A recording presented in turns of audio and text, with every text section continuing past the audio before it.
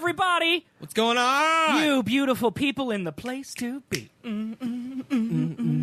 Oh, you're down joining me in my dances? How's it going, guys? Seth and Colby Show. Yeah. We're here to do another episode for you. This week, what's different? Nothing. Actually, here's what I did different this week. What'd you do different? I organized our news tabs by category. Oh, so now, like when I'm clicking around and stuff, oh my God. like I'll know, like this wire is tagging.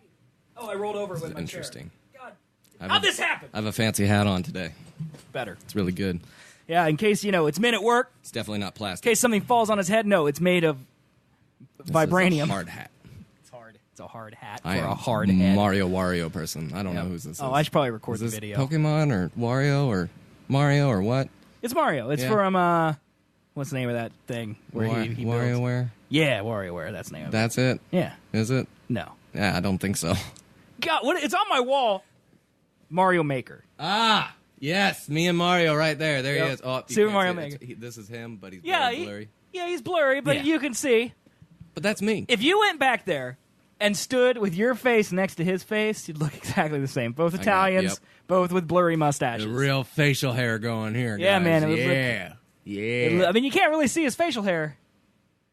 No. I like how I'm looking at the screen Very when I could just blurry. turn around and look at it on the wall. It's right there, man. It's right there. But Hey, whatever. guys. But welcome to the show, everybody. Welcome to the show. Today we're going to talk about movies. We're going to talk about corporate takeovers. I heard nothing of any prep at all, so We're this going is going to- to be all... Yeah, we spent. I'm with you here. We spent a lot of time before the show going down memory lane Just a little bit. and just looking at stuff that no one would care about. Nope.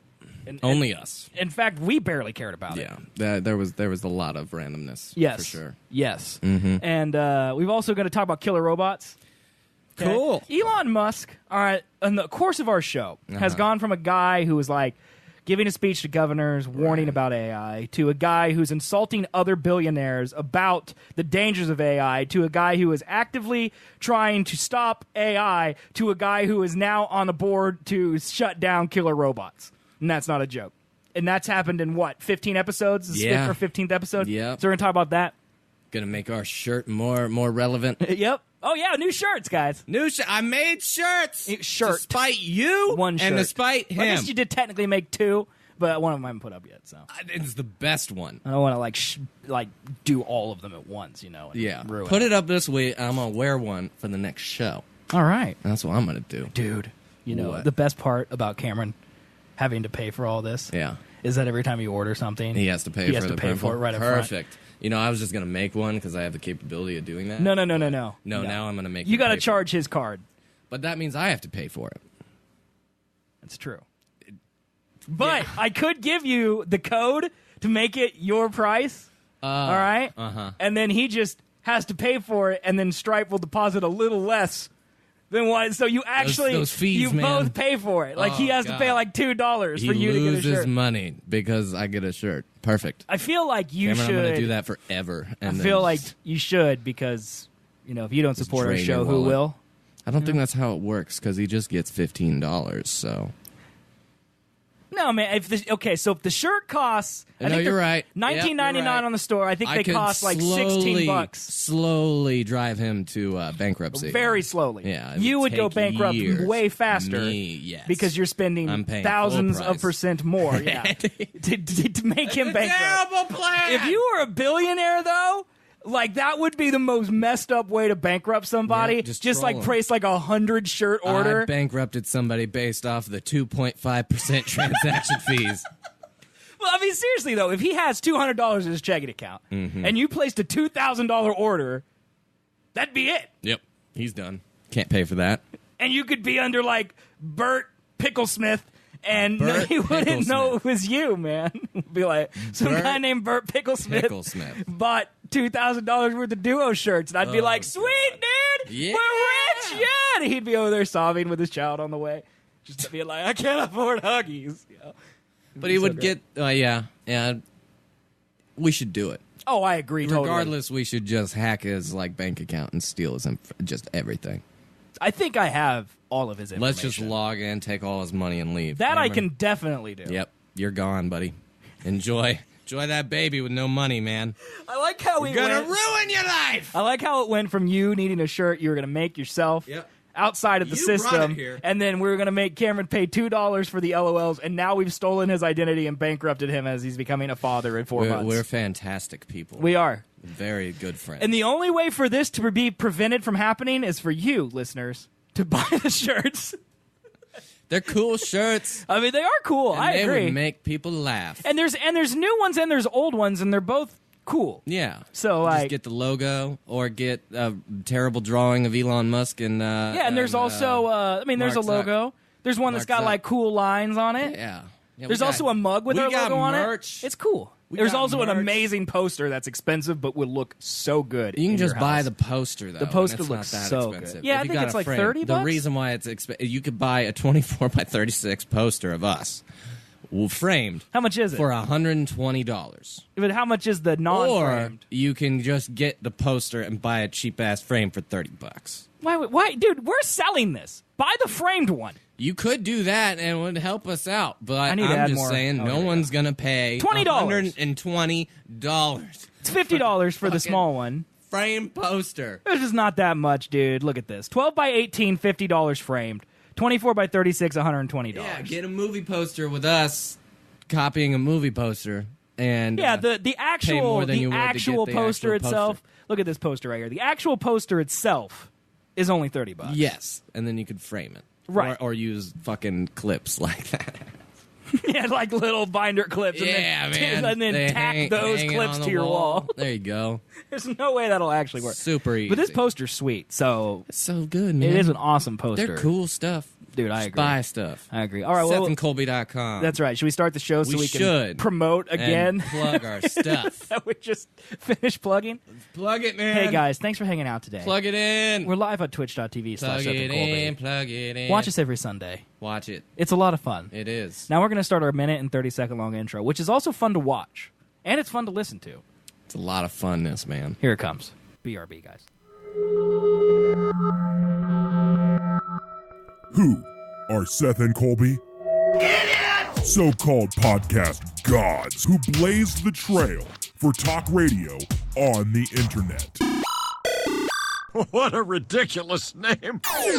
First partnering in 2008, Seth and Colby took the internet by storm with their unique views on the hot topics of the day. Science is a liar sometimes. We won't lie, they've been away a while.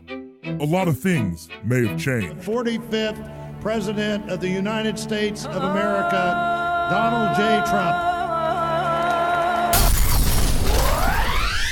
But Seth and Colby are here to teach you. This is America. You're either a duper or a doobie. I'm a duper. You guys are the doopies. To entertain you. Boy, that escalated quickly. And to make you laugh. Seth and Colby will dissect the world as it is. Movies, meme culture, music, weird science. We didn't have time to work out the minutia of the plan. And they'll bring it to you in a lovely package that will delight you and those closest to you. Now, ladies, gentlemen, boys, girls, and attack helicopters, here are Seth and Colby.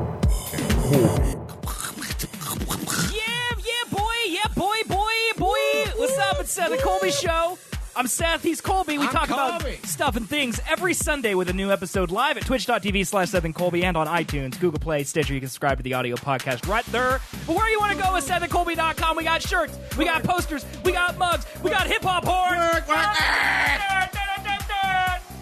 You have to pay $19.50 for the hip-hop horn. So much hype. It is so much hype. So much hype, guys. Today on the show, we're going to talk about movies. We're going to talk about sports. We're going to talk about the greatest hits of our show in totality. We're not going to talk about at our show, actually. No. Not at all. All the but time. it's going to be fun. So, guys, thank you for hanging out. Like I said, listen to the show on iTunes, Google Play, and Stitcher. There's a new episode every Sunday. Just search Seth and Colby. Or you can go to twitch.tv/Seth and Colby to watch videos on demand. And you can also watch us live every Sunday at 2 o'clock Central Time.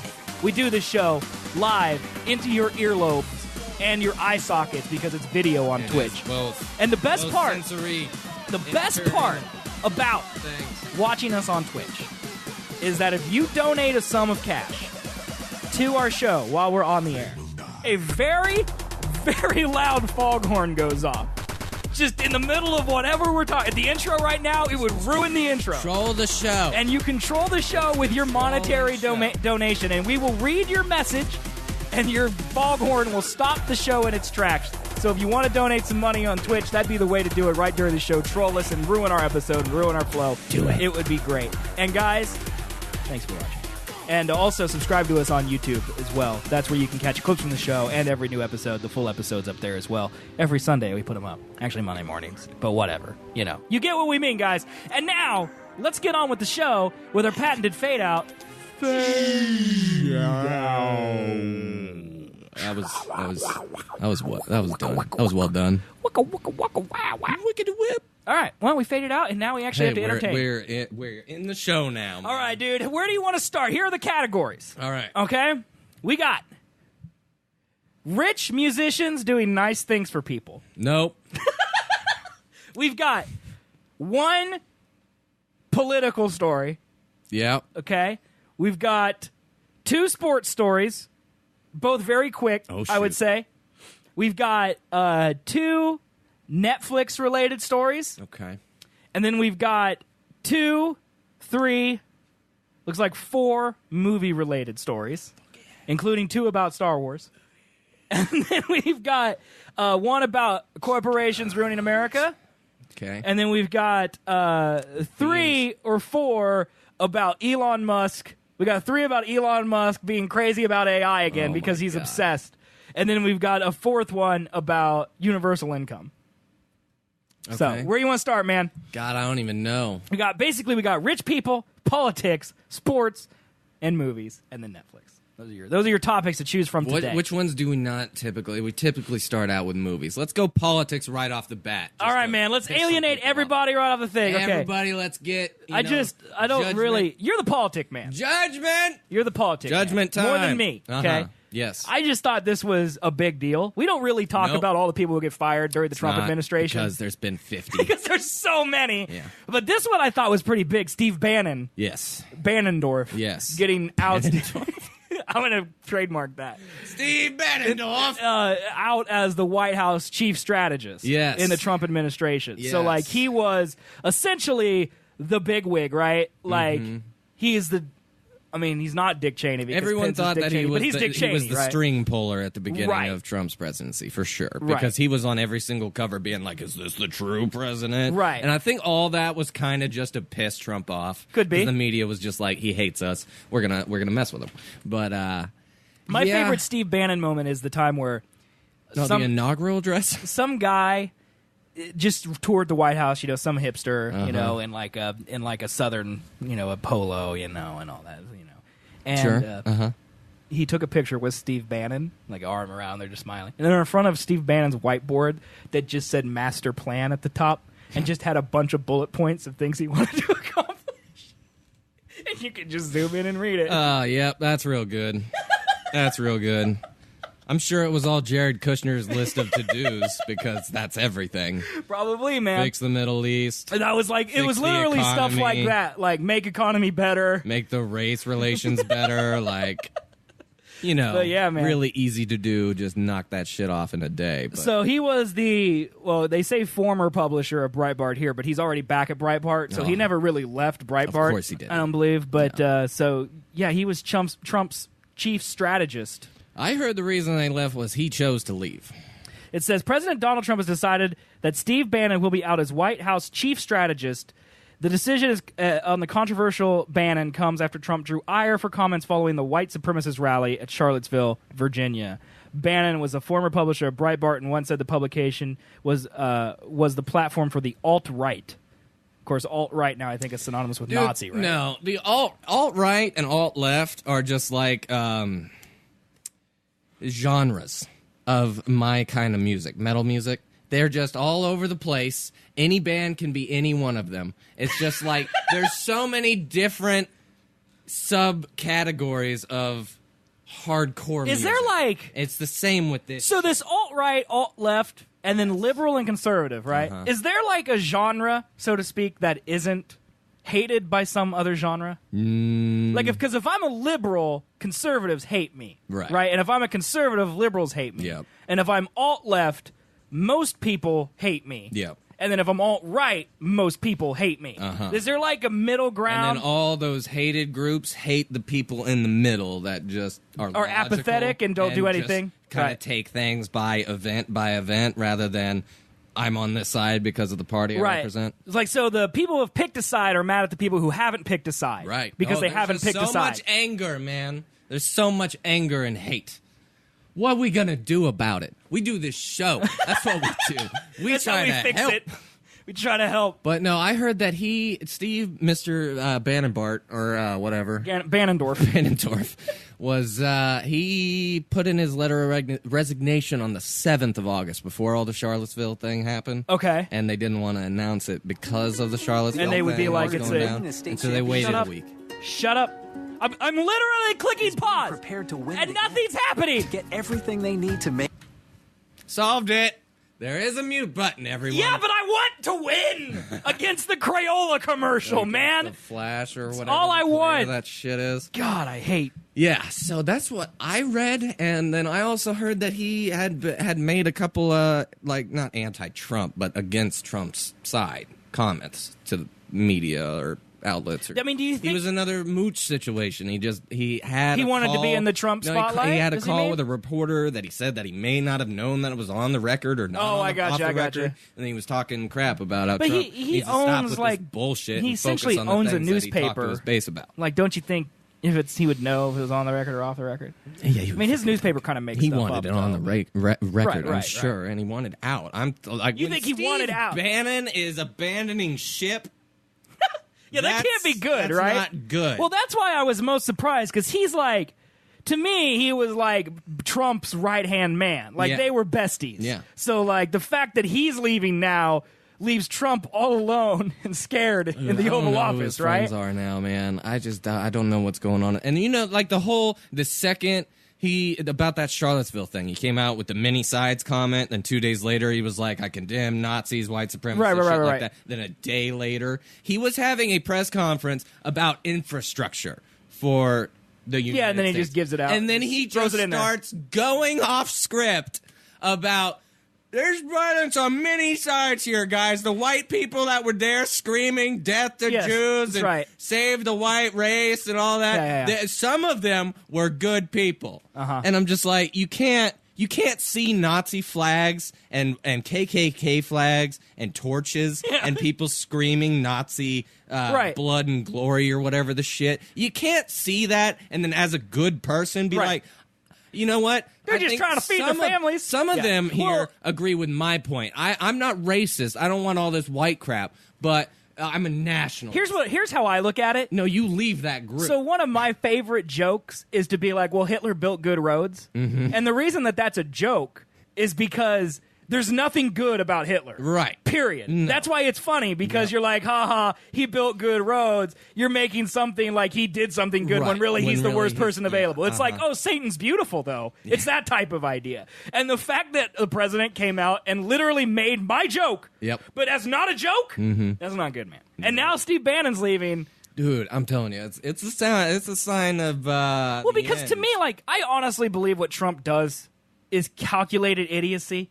Like, I think he does what he does literally on purpose because he knows how it's going to either stir up one side or the other. Yeah. In a good way or a bad way. Well, he knows that nothing he says right, because for him, there is no negative press. There is no end. And I kind of thought that Steve Bannon worked so well with him because Steve Bannon also kind of worked that way. Like, he just kind of was in the background doing crazy things, but everyone was like, we know that he's doing these crazy things because that's who he is. Right. And so they were kind of one and the same to me. And now that he's out, it's a little weird because why would he leave? Do you think he left to take care of Breitbart? Because there was another story this week that came out that Amazon is the last, like, something like 80% of Breitbart's advertisers has pulled out since Trump won. Oh, yeah. And Amazon's like the last big advertiser, and if they decided to leave, Breitbart would fold because they wouldn't have enough revenue to pay their writers and all of that. Yep.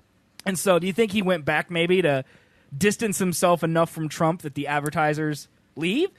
Because if he went immediately back to Breitbart, one would assume that he went back for his own pocketbook, right? Because I'm guessing Trump ain't paying him millions of dollars to whisper. I've heard so many Republicans be like, I know Trump, or friends of Trump, like previous years and way back when, before he was ever considered a president, that say that he's not racist. Like he dated a mixed chick, and she's like, I wouldn't have dated a racist. Right, but then there's also stories from like the 70s where he was accused of racism. Yeah. So it's like he's been Trump for a long time. Yeah. He's been both sides for a very long time. I don't get where his head's at, or why this is the issue that he's talking about. Right. Man.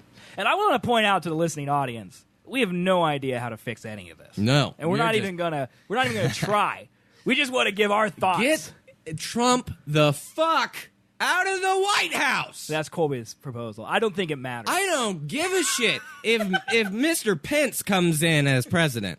You're not going to be getting there's violence on both sides here. He's a politically correct politician. Trump isn't. Well, he is a politician. Trump isn't. I would say he's definitely I'm just saying, a politician. if you want this shit to stop, there's been so many times to stop supporting Donald Trump. Pussygate, Mexicans are rapists, fucking mocking a retarded reporter. What are you talking about, man? He loves Stuff Mexicans. like Didn't you see his taco bowl? Oh, yeah.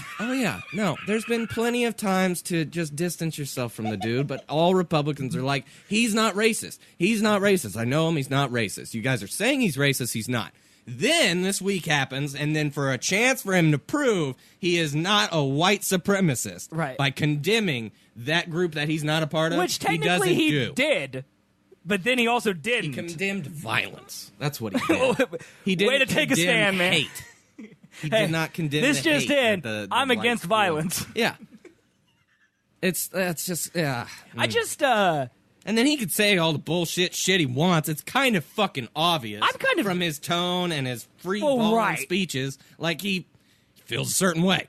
Well, I would agree, but I personally am just tired of how ADD the news feels. Oh, yeah. I think, well, I guess last week I can't see it because last week was still about North Korea and the Nazis. Mm-hmm. We literally said this wasn't a great week. North for news. Korea got pushed aside for the Nazis. No one's thinking about North Korea anymore because no one cares. What happened? Yeah. Donald Trump just said fire and fury. And then...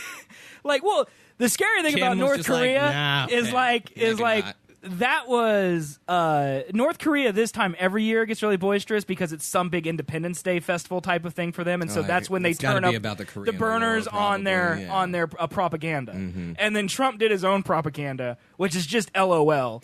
Because that's literally what Kim Jong-un is doing for his people. He's doing for us. Right. But most of us are smart enough to Take go, the high road. okay, Yep. whatever, Mm-hmm. dude. Right. But, yeah, we don't even think about it now. Nope, now Nazis, 24 yeah, it's just Nazis. fucking 7. Well, and then the week before that, it was about health care. And John McCain was hated, and then he was loved for a bit. Yep. And I don't know how we stand on John McCain now. Oh, Trump hates him. But because you saw that, he was I think it was the same news conference. Right. Like a lady was like, John McCain, one of the reporters, John McCain said this, and then he interrupted her and was like, oh, John McCain, the guy who voted for Obamacare, John McCain, the guy who didn't vote for our health care reform. Trump famously said that he didn't like John McCain because he preferred people who didn't get captured. Mm-hmm.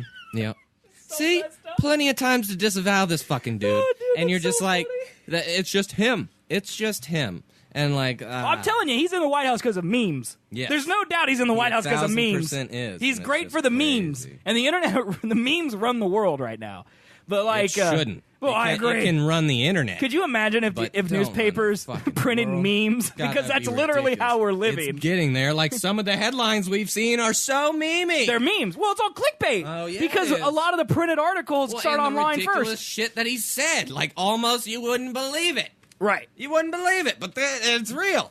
Oh, man. I don't know why more people don't take the Twitch model of content creation to other forms of content creation. Yeah. What if someone took the Twitch model to print and freelance journalists could write articles every day and people could just subscribe to their individual columns?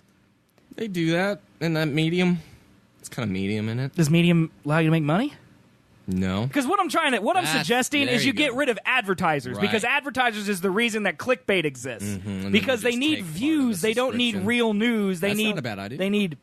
I guess the problem would be that anyone then would have a megaphone and You could write whatever you wanted. Isn't that the point of free fucking speech? Well, of course, that's also what YouTube is. That's where I kind of got on the thing. I'm not defending white supremacy by any fucking means. So what you're saying is you're defending white supremacy? They can say Slow down, Trump. the things that they want to say due to the freedom of speech, but they also have to take the backlash of every single other person in the world saying Well, freedom of speech terrible. is literally once that converts to violence, that's where the line gets crossed. Well, freedom of speech is literally just the government can't arrest you for what you say. Right. It doesn't mean anything you else. Don't get judged for saying terrible shit. If you're a Nazi on the internet, your web host can pull you. If you're saying terrible things on YouTube, YouTube can block you because free speech doesn't protect you from private enterprise. Right. It protects you from you getting arrested and thrown in jail for your speech. Yep. Mm-hmm. But it doesn't interfere with your right to make money. That's one of the things that I didn't like about the alt-left or the liberals or whatever condemning all this shit. It's like we need to shut them up. And I'm just like, yeah, we do. Yeah. Because we don't need it to spread, but I don't know. It's just it's a fucking gray area, man. It's a problem with idiots existing. Yes. That's what it is. It's just what do you do about idiots existing? Because if you acknowledge, it's like this privilege so far. Well, it's almost like you acknowledge the idiocy, you give power to it. Mm-hmm. It's like when Matthew would go on rants about how great he was or how he did this thing and that, and we made a conscious decision to just ignore it every time it happened because the second we go, what? Then he feels the power surge through his body. Yep. It's like that. But then again, Matthew wasn't hurting anybody or, lynching anyone or threatening violence upon people. So at what point do you, say, hey, this is free speech and you're allowed to say it, and where's that line between hey, that's hate speech. Yeah, where's that line at? I don't know where that is. It's when you condone violence, I want to say. But what's violence? Is threatening violence? Yeah. Because is it? I think. See, that's what we don't know. Gray areas, guys. That's where lawyers need to get involved to the or whatever. Race with all our different. You remember back in the day where if you didn't like someone, you just beat him with a rock, just stone him. Like Oog Magloog, just walking and he got a woman hotter than you, so you just walk up and start beating Oog Magloog with a rock. Yeah. That almost sounds better. We've definitely evolved as humans because I've been watching Game of Thrones again. I've been rewatching it, and it's just like the rich people. Right. They just do what they want. Well, and it's kind of like they that just now. Do whatever. It's murder, just less murder. Fine. Yeah. Fine. But they just whatever. Yeah. And they don't worry about any consequences because there's no consequences. I believe the rich do that many now. more consequences nowadays, I feel like, compared to medieval times. Oh. Which is better. Which I don't know about rich people. I don't know about for rich people. I mean, sure, if Donald Trump blew up the world's largest church while, Barack Obama was there, like happened in Game of Thrones, Trump would probably get in trouble. Yeah, right. But holding down the lower class and restricting voter rights and essentially condoning hate speech, nothing. He's our president. That's literally like the best thing that could happen to somebody, and he's doing, like he said, I'm going to grab her by the pussy, and the guy he said it to lost his job, and he is a reality TV host at best.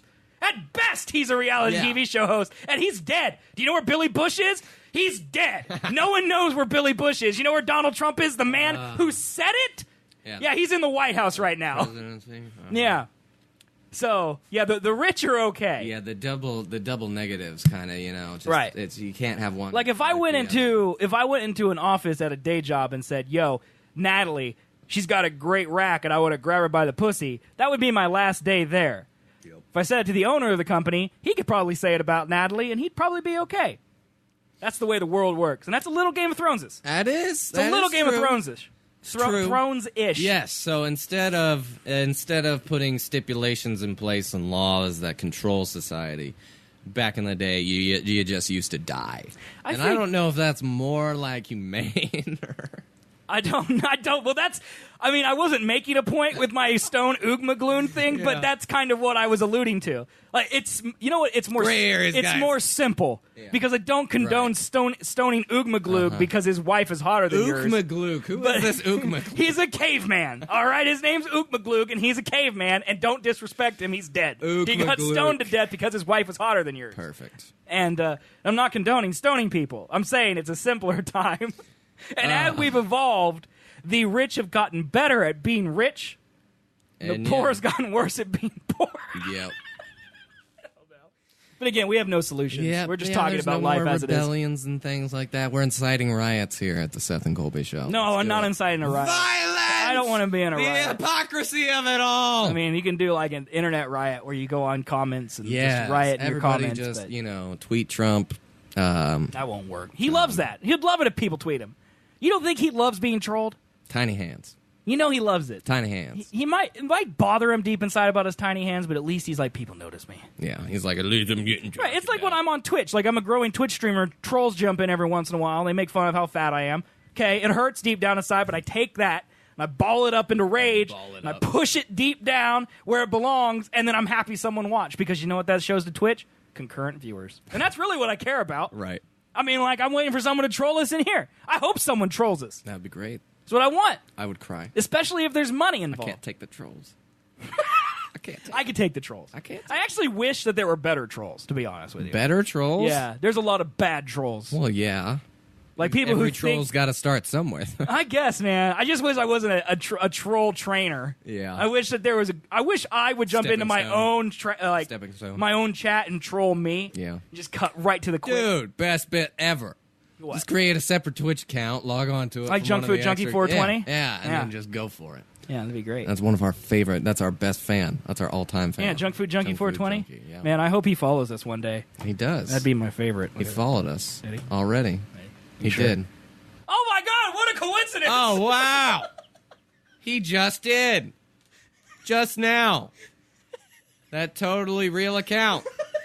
Real person. Definitely was not started by the murderer of Ookmagloop to troll at Nuova or whatever his thing was back then, because he was an unofficial Tony P. By the way, who has not yet followed us on Twitch. Loud Pack, mofo. God, Loud Pack, dude. Loud Pack.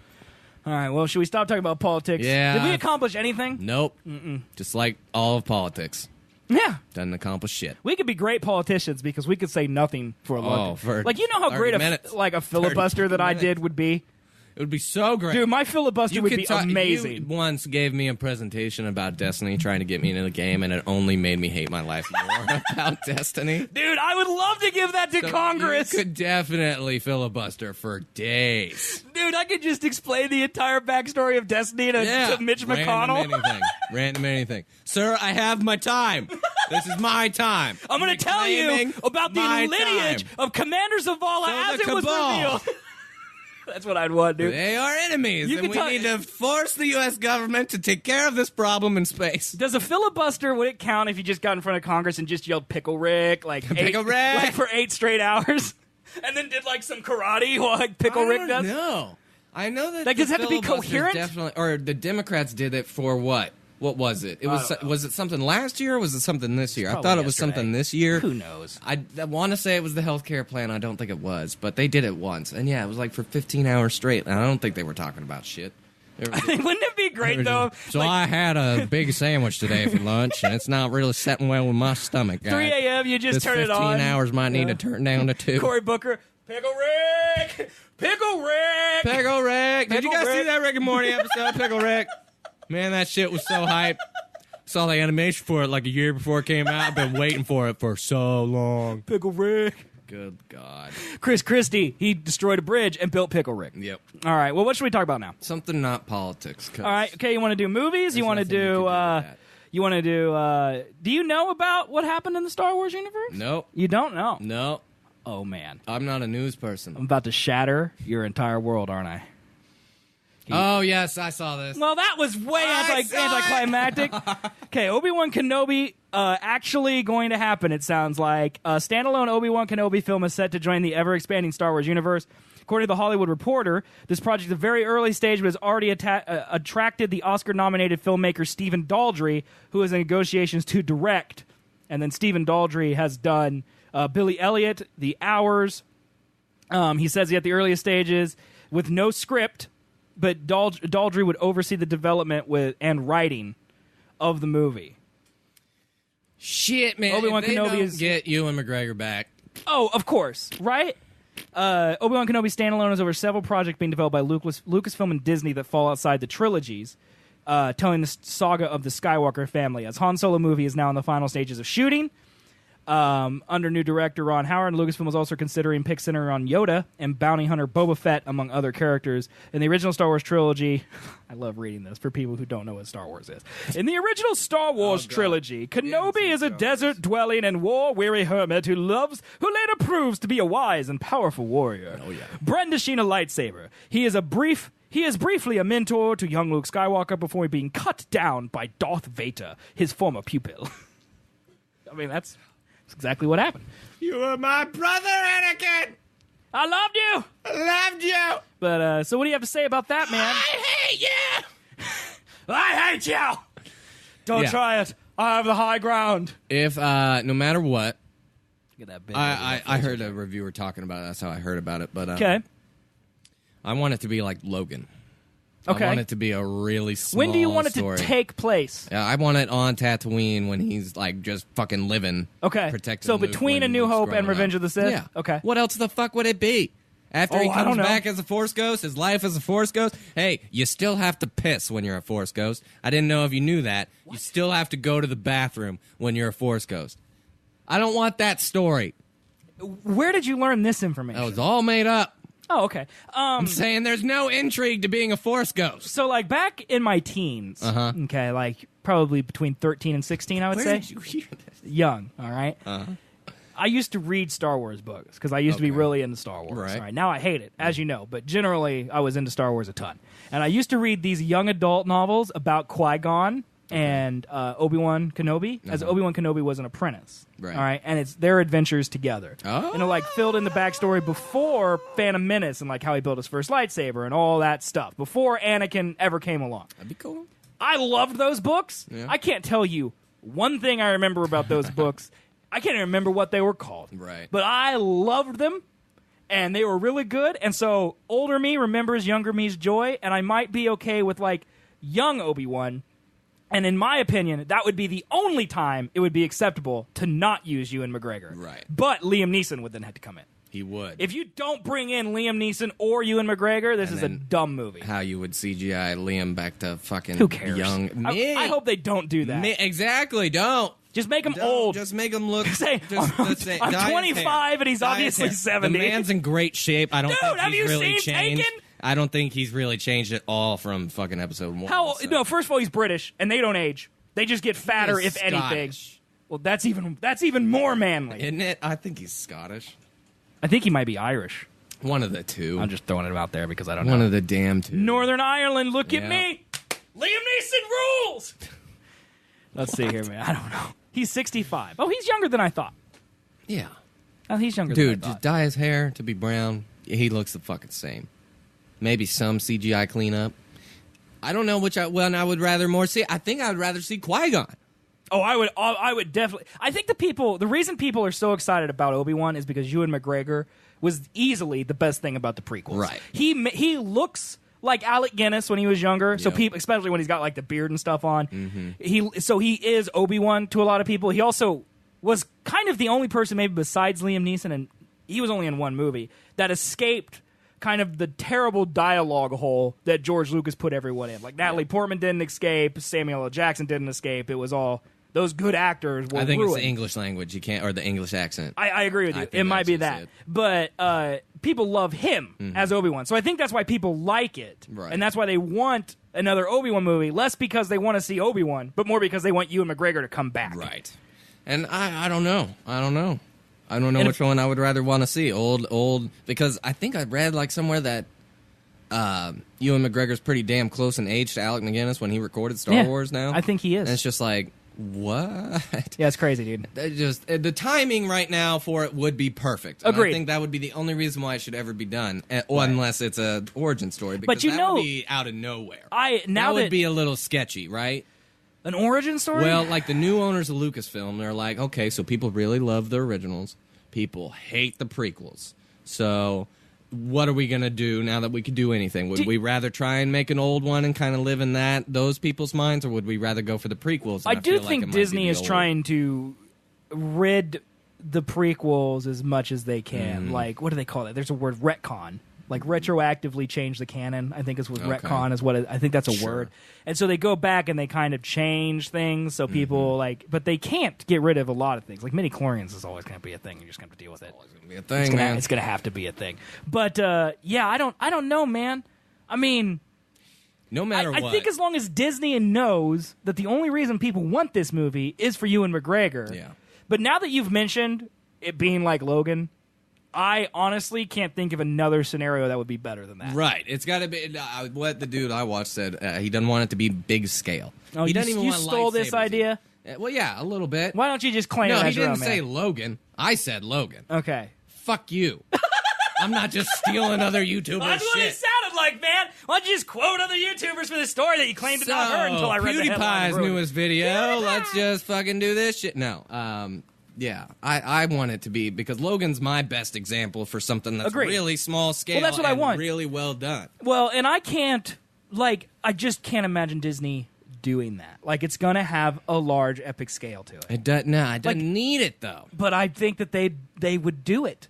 Like, is there any Disney movie that isn't a huge set piece? Well, you talked about this. Like, even Marvel, Ant-Man is one that's not. But it's still got, it's not world ending. Right. But it's still got big, massive fights and explosions and all that in it. That's a good point.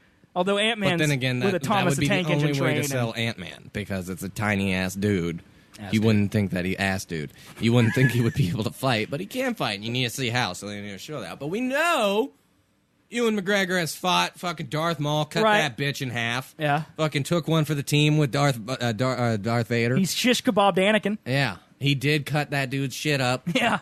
Like, way up. And then, so we don't need to see him do epic shit. We've seen that. I would rather see a deep character study of Agreed. the mindset. And I think that's what people Obi-Wan. want, because Ewan is such a great Obi-Wan. And Alec Guinness never got his due because he died so early. Right. And yeah. Like, he's essentially a cameo. Right. Like, Obi-Wan's and really they not shit on even his character too. When they didn't expect that, they were going to get a trilogy. They were right. We didn't tell you he was his father because. Agreed. Like, if you went in without any knowledge of the prequels, Obi-Wan would not be that big of a character. Right. Not really. Not really. Because he dies. Luke is your main guy. He dies in the end of the first act of A New Hope, and then he's in 5 minutes in Empire, 5 minutes in Jedi, and that's it. As a Force ghost. Right. Like Yoda literally, I think, has a bigger part than Obi-Wan does. Yeah. Yeah, I would agree. And so, I would agree. Without the prequels, there's no interest, in my opinion, in an Obi-Wan movie. Right. So, without Ewan McGregor's performance, there's really no Obi-Wan. Yep. I mean, I just can't see it happening without Ewan McGregor. They better get it, or they better. I don't know, man. Are there any other characters? This Han Solo movie, though, I don't see. I can't believe we haven't seen a trailer yet. That too. It's coming out next year. It worries me that there hasn't been a trailer. We didn't see The Last Jedi until earlier this year. Well, right, but that was over a year away. No, didn't we see it in March of this year? Yeah. If not earlier than that. It comes out this December. That's not a year. Right, but how many months is that? 8 or 9 months? Still not yeah. Well, Han Solo comes out in the summer, dude. Oh, does it? I'm pretty sure it comes out in May. Right? No. I think it comes out in May. Maybe. Because maybe not. I don't know. I might be talking out my butt. I think you're right. We looked this up once. I'm pretty sure it's a summer movie. I didn't know if it was this one or or episode 9 was coming out. May 28th. Yep. May 25th, 2018. Han Solo That's movie. right, because they were trying to. Right. We thought they were switching the schedules for Marvel and Star Wars. Because, but they're not. This one's supposed to come out right around the same time Avengers does. Well, right. I mean, in that the past 2 years has been Marvel first half of the year, right. Star Wars the end. But now it's the only ones they want to keep in the holidays is the trilogies. But I don't get this. I don't get this shit. So we got fucking 8-man Woody Harrelson. We got Khaleesi, Emily Clark, and then we got Childish Gambino, and then some unheard of motherfucker as Han Solo. Yeah. So the only and don't remember the director switcheroo. Right. Yeah. Yeah. The Where only movie was reason basically I want to see finished. this is because I want to see the Emily Clark and Donald Glover play characters we already. Well, I don't know if we know Clark. Who's she playing? Oh, I don't know. Yeah, I think they're all unknown people. Nah, because Donald's what's his face? Well, he's Lando. Yeah. And then there's Chewbacca, but that's it. So she's new then, huh? Let's see. Cast. Yeah, they don't even have him named. We don't know. Shit. It's a secret. Woody Harrelson as Beckett, a criminal and Han's mentor. Donald Glover is Lando. We know who he is. Michael K. Williams, Ian Kenny, Warwick Davis, and Clint Howard are also cast in undisclosed roles. So the only people we know are Jonas Samutu as Chewbacca, and he's going to look like Chewbacca. Spoiler alert. And then Donald Glover is Lando. And then Alden Ehrenreich Erdenreich as Han Solo. And then Woody Harrelson. Has he been in anything else? He's been in something else. Yeah, he was in Hail Caesar. I just looked. That was like literally his only big thing. He's Switcheroo, Tetro, Grease, Somewhere, 10 Fingers, Twixt, A Dentist, Beautiful Creatures, which was a terrible romance. Teen. Really? Wasn't that? It's like Twilight. Oh, is it? Yeah, beautiful. You recognize the Teen Choice Awards. This right here. Oh, so, yeah. Look at that poster right there. That's pretty Twilighty. Yep. Oh, and he's the lead in that. It's a romantic gothic fantasy film. So every single actor in Stroker, Hollywood Blue went out Jasmine, for this fucking role, and this guy gets it. Teenage, Maple Leafs. Every single actor. Well, I mean, dude, if he was good enough for a Coen Brothers movie, he's probably. I mean, he's worked with some great people. Like he was in a Warren Beatty movie, Joel and Ethan Coen, a Woody Allen movie, a Francis Ford Coppola movie, a Sofia Coppola movie. He's a Francis Ford Coppola. You know what it is? You know, Francis Ford Coppola and George Lucas are best friends, you know? Oh. Yeah, and then Kathleen Kennedy, was best friends. So they obviously know Francis Ford Coppola. Nice. I guarantee you it's a little bit of nepotism there. It's like, hey, you should get Aldrin Ehrenreich to come in here and do this movie. Which is fine. I don't have a problem with that. It's definitely what it is. He was also in a CSI episode in 2006. Weird. I don't get it. I mean, I don't really mind the casting. I know people really hate the casting for the Han Solo movie. Personally, I don't really care. I think if he does a good job, it's not going to matter. We'll forget right away that he's not Harrison Ford. Maybe that's the thing is they didn't want like Han Solo is this guy now, like I think Donald Glover as Lando Calrissian is going to be perfect. Right, you wouldn't want Han Solo to take the name from Harrison Ford. Like if you got a big name actor, how could you? If you got a big name actor for the role, then maybe this next generation's going to be like, I remember when Ryan Reynolds was fucking Han Solo. Yeah, but I mean, maybe Aldrin Ehrenreich is going to be Harrison Ford for my kids' generation. Yep, he might. Because Harrison Ford was a nobody before Star Wars. I don't think any kid's going to remember Aldrin. Dude, I don't know. Harrison Ford's kind of easy. You got a string on you that's driving me nuts. Ooh, get my string. But kids these days, man, they have weird names. So they do. I mean, my kid's middle name is Xander, so weird interest. I'm in that. Shut up, Buffy. But all right, so while we're talking about movies, I want to talk about this because I want to know what you have to think about this. Better than James. Okay, so co-found Netflix. Jim Newman. And you're not Jim, although Jim Newman does sound like the most white-collar name of all time. God, so does my standard name. Yeah, it's true. Well, Colby's unique. My mom asked me the other day, she's like, do you ever get asked about your ethnicity? I'm like, no. My name is Colby Newman. You're white. Like, it's white. Yeah. I'm white. If anything, I think you'd be asked about your gender. Because Yeah. I definitely know more women named Colby than I do men. Oh, yeah. Yeah, I'm a female. You don't know. There's a gash down there. Jesus. What's wrong? That's nasty. Respect women. I'm sorry. You can't just yell respect women. You can. After saying something that wasn't, first of all, disrespectful to women, it was just disrespectful to everyone who heard the words. It's disrespectful to anyone with a vagina. Or with ears. I'm just going to say anyone with ears who heard it.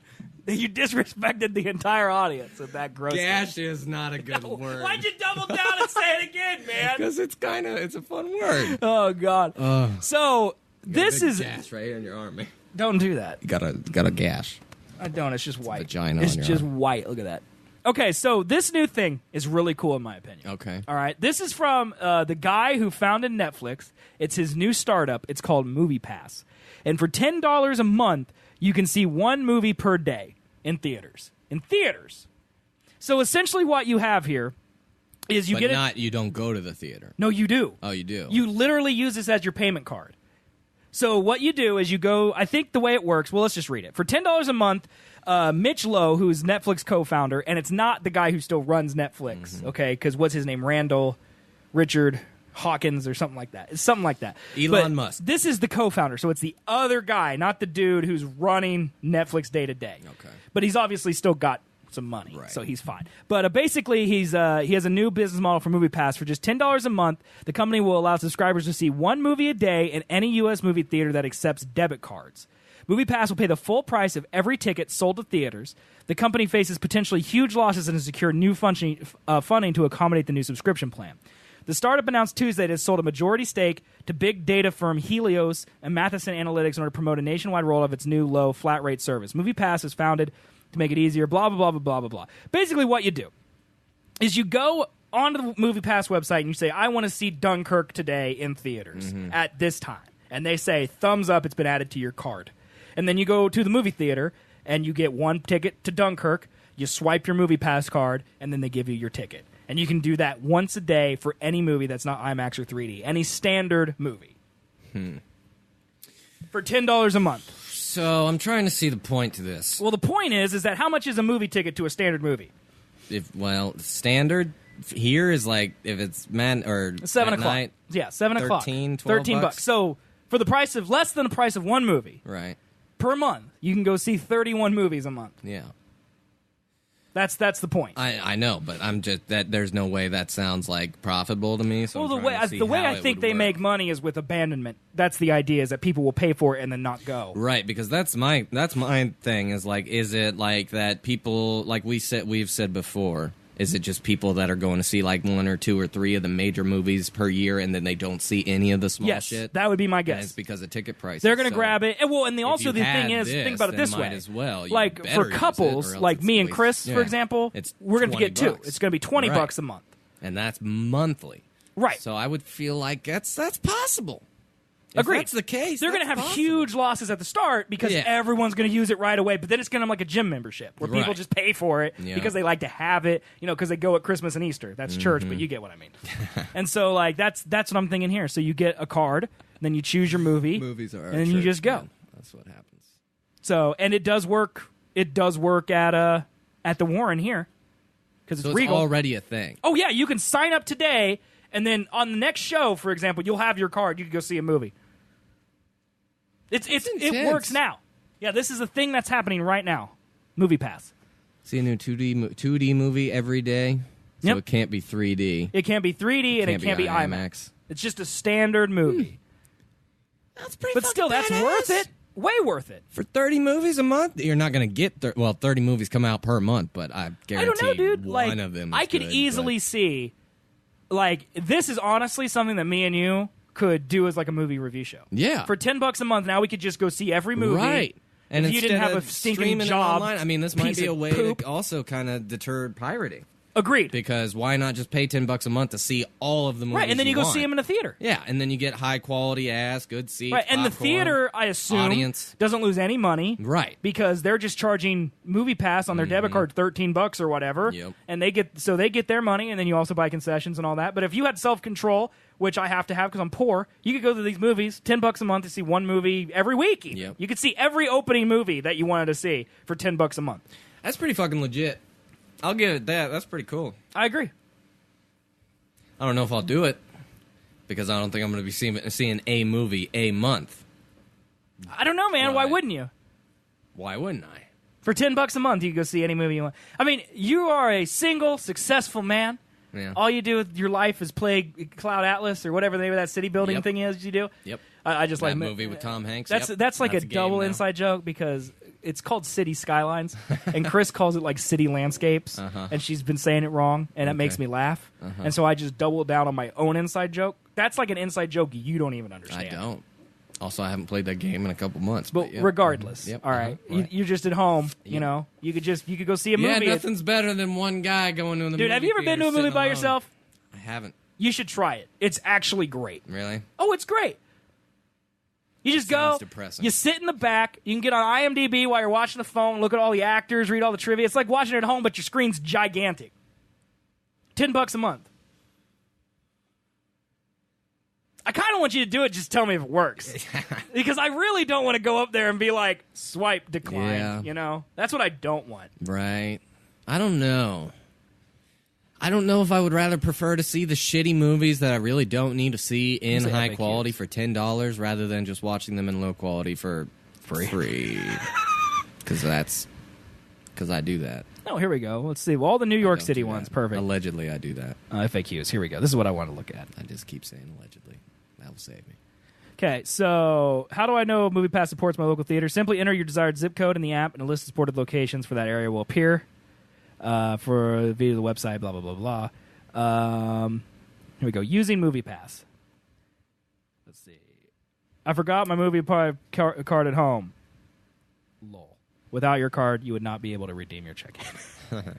Here we go. My MoviePass was declined. How do I see my film? If your MoviePass card is declined, just contact us through the chat feature. We can quickly troubleshoot the issue with you to get you into your film. That's what they say. Ow. Can I use MoviePass to purchase advance tickets? Can only be used for same-day tickets. So that's kind of a downside. Yep, that's a downside. But same day, you could order them online that day. And really, most theaters don't do reserved seating past a day anyway. For standard movies, regardless. Right. So, Yeah, really. Yeah. You don't need a line for fucking 2D Guardians of the Galaxy. Right. Step 1. When you arrive at the theater, browse movies and showtimes on the MoviePass app. Be sure to have your MoviePass card handy. Once you've found your film, click your desired showtime, then at the bottom of the screen, click check-in. Upon check-in, your MoviePass will be activated for 30 minutes. Simply swipe it at the box office or kiosk to purchase your ticket. For e-ticketing theaters, once you check in, your app will generate a confirmation code that you can present to the kiosk or box office to retrieve your ticket. Enjoy the show. Interesting. That will make lines longer because now individual people have to pay for individually. Yeah, that was the first thing I thought of, is if me and Chris wanted to do this, we'd both have to get cards. Mm-hmm. But I'm sure at some point there will be like a $20 a month plan, get multiple tickets on one card. I'm sure they're going to do that, But for right now, see why? Yeah. Exactly. For right now, you can just do, and I'm sure their business model will also expand to be like, $50 a month, unlimited movies to IMAX 3D, as many as you want a day for unlimited people. Yeah. Why not? Yeah, agreed. So yeah, basically what this is they Spotify moviegoing is what they did. That this is profitable already. Like they know, like you said, they're gonna have a major dip in the beginning, but once everyone signs up and actually goes to movies, even then you're gonna get 10, 15, maybe 20% of all the people that buy that go daily, to where you're losing money on those people. Even that high. Right. Basically it's going to be one ticket. I would assume most people see 2 to 3 movies a month. Maybe. Because there honestly aren't that many movies. Right. There's also not that much time. I would think you are the demographic for this. Because you literally have a day job, pays you pretty well, you're single, so there's no reason to worry about a girlfriend needing a card too. Yeah. You love movies. You are the demographic. I'm pretty sure going to a movie alone is like one of the most saddest single things it's you can fantastic. Do. I'm pretty dude. sure. Just I don't want to get judged. Embrace the sadness. Fuck that judgment. Embrace the sadness. I will. Who needs that? Embrace the sadness. Who needs judgment? But I'm just saying, like, if you're the guy who's like, I'm not even going to go see more than 1 or 2 movies a month, and you are the target audience, they're gonna make money. Yeah, right. Because I don't think. There's not a movie. I don't even know what's out right now. What is out right now? I'm the movie guy. We're the movie guys. I don't know what's out that I would go and see right now. There's a couple movies I'd go see right now that I want to see. What's that? Dark Tower. Nope. And that Wind River show. Don't even know what that is. That's the one that's made by the guy who did Sicario. Where's my stupid movie? And that one about the brothers who robbed banks. There it is. I'm stupid.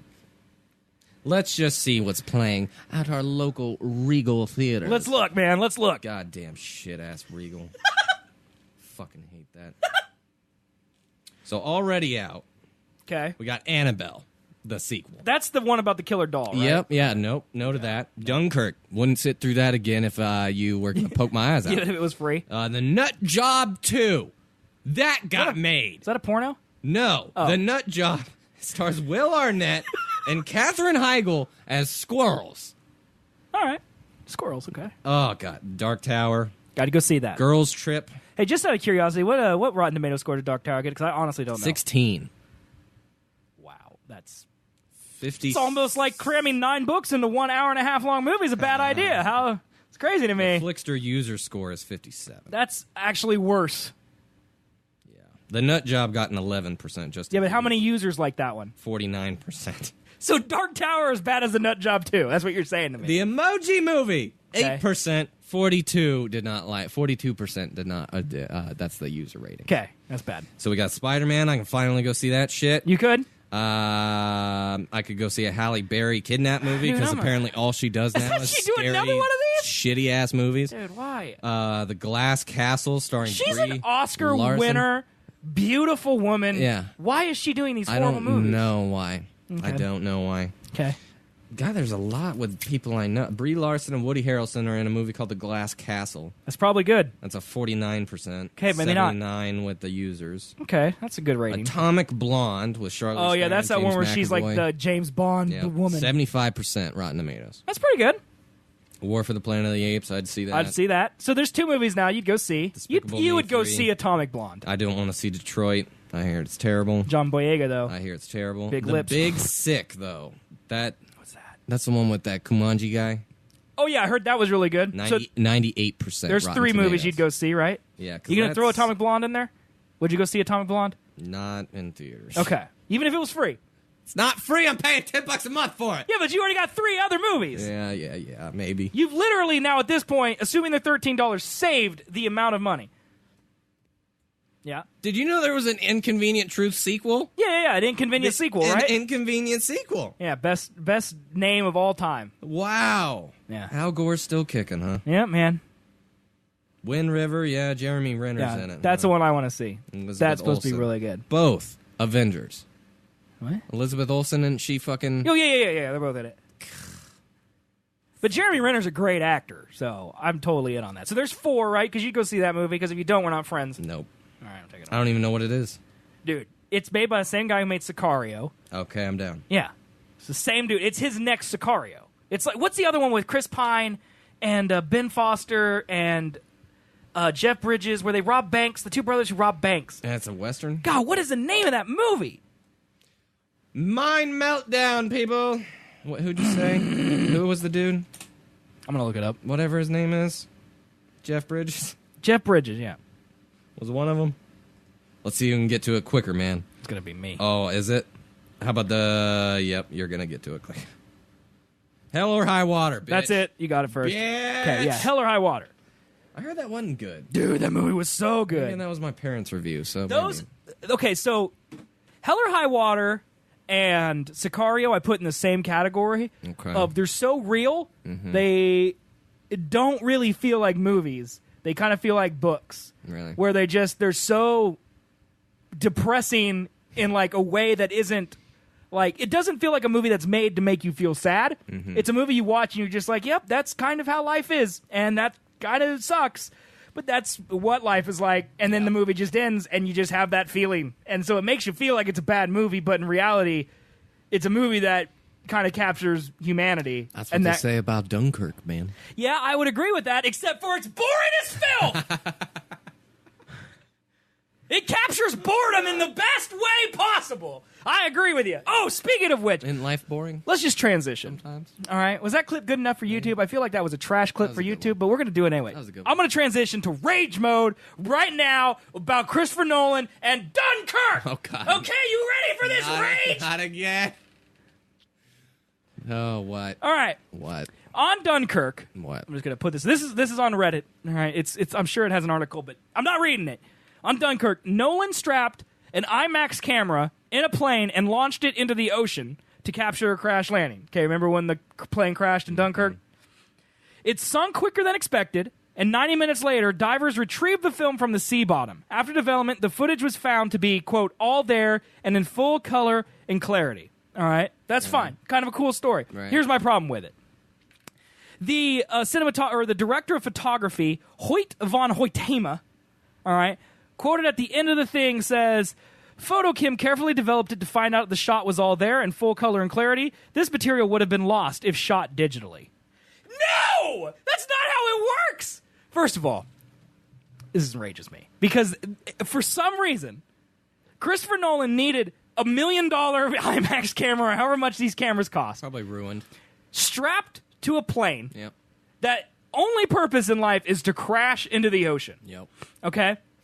And then they crashed it into the ocean. And then it sunk. Okay. So his plane goes down way faster than he expected it to, which, maybe do some math or whatever, to make sure you know that your World War era plane that's sinking and crashing, you know how fast it should sink, especially when you strap on $1 million IMAX camera. You would think that would be figured out. Right. Yeah. Okay?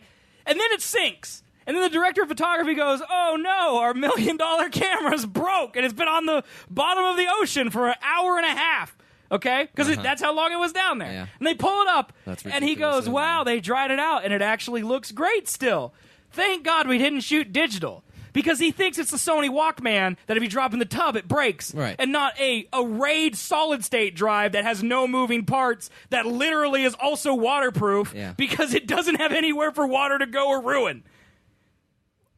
Does he know how that's what I'm mad about, is that Christopher Nolan has these people around him saying, digital would be ruined if we shot this scene in digital. Thank God, Chris. Thank God, Chris, we didn't shoot this in digital, or our whole movie would be ruined. This whole circular jerk of your plane crashing into the water that you needed to do for some unknown reason. For a split second that no one even noticed if it was CGI or whatever. Right. That whole scene ruined if we shot on digital for way less than the cost, for way better the clarity, and for way half the price. Yeah, they literally had to do like reconstructive surgery to the physical film to get that to come back to being, So that's why I have this on Reddit. Okay, so let me see here. There's one credit on here. Before reading the entire thing, I was saying to myself they would sacrifice a $100,000 camera for one shot. I didn't realize they had grips to protect it. One of those cameras worth a lot more than $100,000. And then said, follow-up question, how much better is the picture quality compared to Red? So IMAX has roughly 12,000 lines of equivalent horizontal resolution, which makes it roughly comparable to 12,000 by 40 or 5,400, or 64.8 megapixels. However, IMAX is typically digitized for mastering, often in 4K. So much of this resolution advantage is sacrificed. It does leave the possibility of remastering it at a higher resolution as future technology advances. You can actually see Blu-ray releases of some pretty old movies because of this. Red goes up to 8K, which is roughly 2/3 of the revolution. But like 75mm, it's typically mastered in 4K. Somewhere, IMAX severely loses out its dynamic range. Dynamic range refers to the width, the amount, blah, blah, blah, blah, blah, blah, blah. So basically, digital cameras have a huge advantage when it comes to this, typically 10 stops. Red can do closer to 16, which on a log scale, which means roughly 64 times more range for dynamic range. Color gamut, your exactly. Blacks are blacker, your whites are whiter, yeah. So basically, they're the same. Red has advantages. IMAX has advantages, although they're more down the line. If you need more than 8K, that's ridiculous. Yeah, it just sounds like that they're like waiting for the technology to catch up to the quality that the IMAX can do, and they're not even using it yet. 8K is 2/3 what IMAX is. 2/3 is a lot. Yeah. And no one shoots in 8K. There's no reason for it. And the same argument could be made that down the line they could just remaster 8K, because it's there. And then in 5 years we're going to have 16K, and then it'll be better than IMAX, because the whole point is, I think all these people are trying to prove Christopher Nolan wrong. Yeah. That digital's just as good. Right. And okay, so It is. It's just as good. It's been proven. Have you seen? Like, just look at any digitally filmed movie compared to a film movie. Well, and look right here. There's no difference. This comment. This is an interesting story. Not too surprising, though, as film is waterproof. Because it's film. It says, right, I found the bit about them using fresh water to deter the salt water really fascinating. And so, like, they're talking about how they actually preserved it, which is kind of cool. It says, reminds me of a story about the filming of Jaws, where they lost footage the same way and recovered it. That was made in the 70s. That doesn't make any sense, man. Back in the 70s, they did the same thing. Yeah, if you're going to be throwing a camera into water and you're worried about whether or not your film's going to come out like you want it to, maybe use something that's waterproof to where you know you got it. Studios, man, movies cost so much, you need to make billions to make a profit. Directors, I'm just going to strap this IMAX camera to a real-life plane and really crash it into the ocean. Yeah, that sounds like a big old waste of money to me. You could have paid a digital artist for fucking a day of work. And here's the comment that I like. This material would have been lost if shot digitally, as a quote. Would it? I don't know what kind of media high-end digital cameras use. Probably something solid-state, though. So they're saying a flash drive wouldn't have survived 90 minutes at the bottom of the channel? What am I missing here? Seems fishy to me. Yeah, I doubt this claim, too. This strikes me as part of Nolan's obsession with film and looking down on all things digital. Yeah. And then just to be fair, this was the DP who said that, not Nolan himself. And then they quote, Nolan has said something similar to this effect, and then they quote, try doing that with a digital camera, Nolan says with glee. You can! You can. You can, and it'd be a lot less work and a lot less money spent, because you get out the solid-state drive, you put a hairdryer on it, and then you plug it in. Voila! There's no surprise there. It just works. Yeah. I could literally take my SD card, go put it in the bathtub for 6 years, and then come back, wait for it to dry, and plug it into my computer. Because it's solid state. That's how it works, man. As long as it doesn't rust or fall apart, it works just fine. Yeah. Yep. Don't get it. I don't get it. And I'm a nobody podcaster from Kansas. And he's an Oscar-winning billionaire filmmaker who crashes plane for the lulz, and I know more than him about digital filmmaking? I'm saying that he's got to surround himself. That's what it is. He's in an echo chamber of people who hate digital. DP probably is like, oh, this guy, I will not get as many cinematic shots as I would like without my director of photography, who also just loves film to death. Right. So you know what? We're gonna do this entire film on a film, and then just waste the budget. Right. Just throw a plane into the ocean. I mean, and again, we're not really mad at him for doing it, because more power to him. If he can do it, I guess do it. I guess. It just there seems... comes to a point, for me, like, why? You're just wasting people's time. Agreed. You don't need it. But we're the people on Earth that hated Dunkirk, and we're the only ones. Remember that. Yeah. Lots of people love Dunkirk. We don't get it. But lots of people love it. Yeah. I don't get why. It's a critical thing. I don't think so, man. It is. I don't want to rehash the whole Everybody episode. I've talked to didn't like it, minus one dude. But we talked about it on our show, man. I think we like good movies. I just got done talking about Hell or High Water, which most people think probably the critics think it's a great movie. I think the layman doesn't. Right. And I think I get why the critics like it because of the whole it's humanity, it's a look at real life, it's a story that doesn't have a happy ending or a sad ending. It just exists. I get that. I don't get Dunkirk. I don't either. And I really think the Christopher time Nolan shit is like not revolutionary, but something that is interesting enough to be different from whatever you see. It is different, but in my opinion, not for a good way. In some point, people have got to stop shooting on film. Christopher Nolan's got to stop shooting on film. It's asinine to me that you can look, like I just watched a couple weeks ago Girl with the Dragon Tattoo, which is David Fincher's movie. Have you seen that movie? I have. That movie is so beautiful. And it was made like in 2011 or 12 or something like that. Like, it's been a while. This is like pre-Dragon 4K. So this is the 2K shot. Digital. Wasn't The Social Network as well? Yeah. Yeah.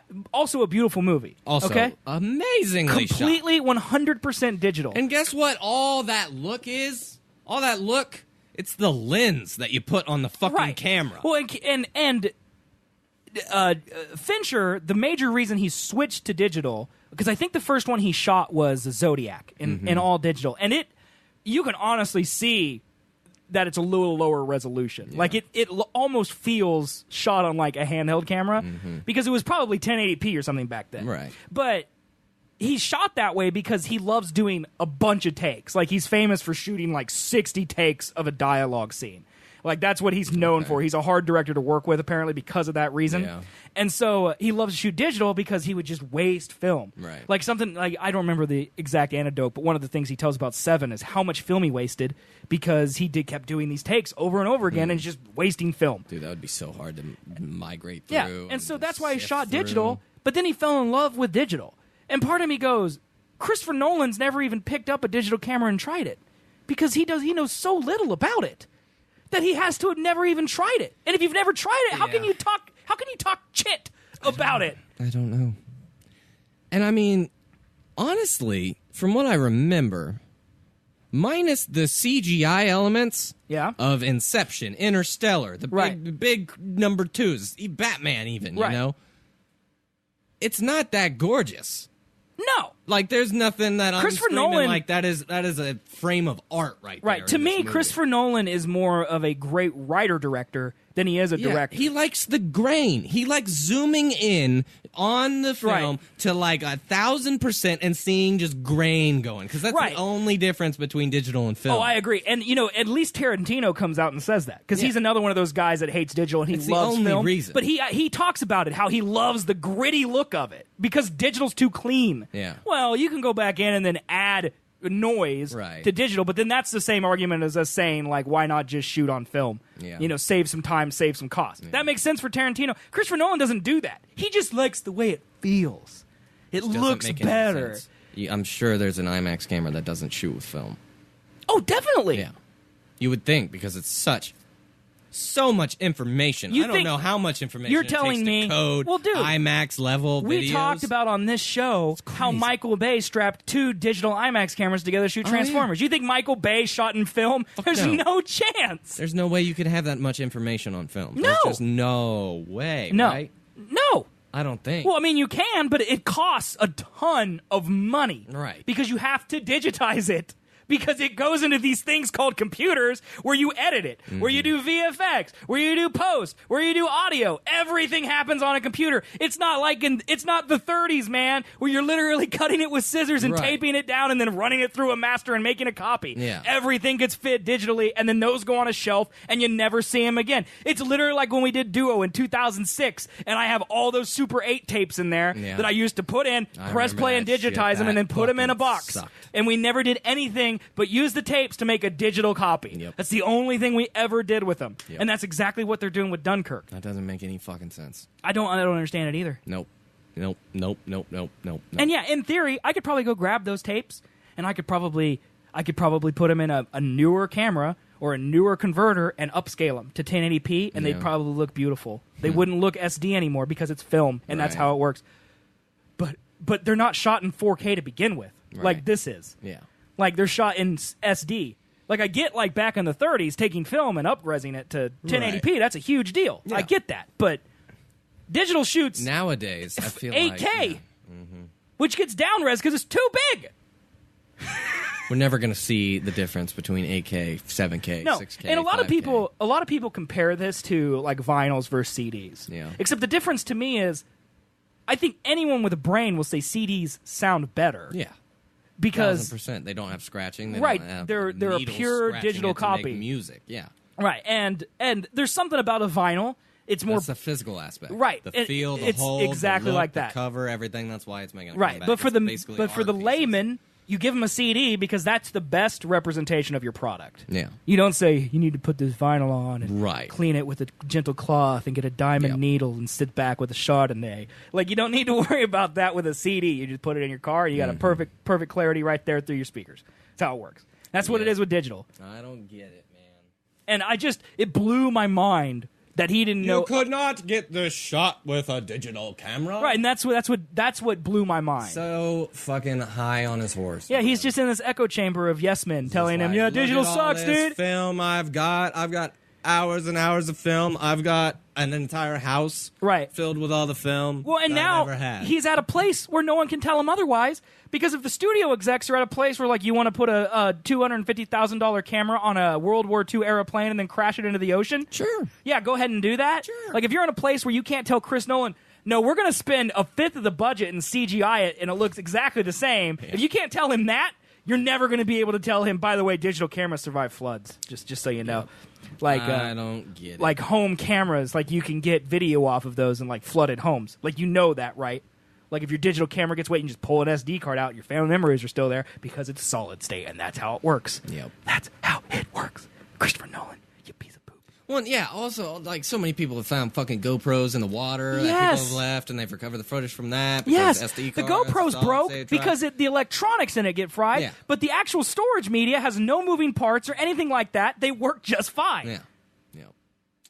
Somebody's an idiot. Yep. That's talking to Christopher Nolan. It might be him, but who knows? I mean, I can't believe he's never had I can't believe, like, his daughter hasn't dropped her iPhone in the toilet and taken it into the AT&T store and they transferred her contacts off of it. Yeah. Like, your hard drive works even if your screen is dead. That's just how it works, man. That's how hard drives work. It's 2017, man. It's 2017, man. It's 2017, man. You're not making Memento anymore, dude. Crashing planes in the ocean. Get an Ari. It's crazy to me. It's crazy to me, man.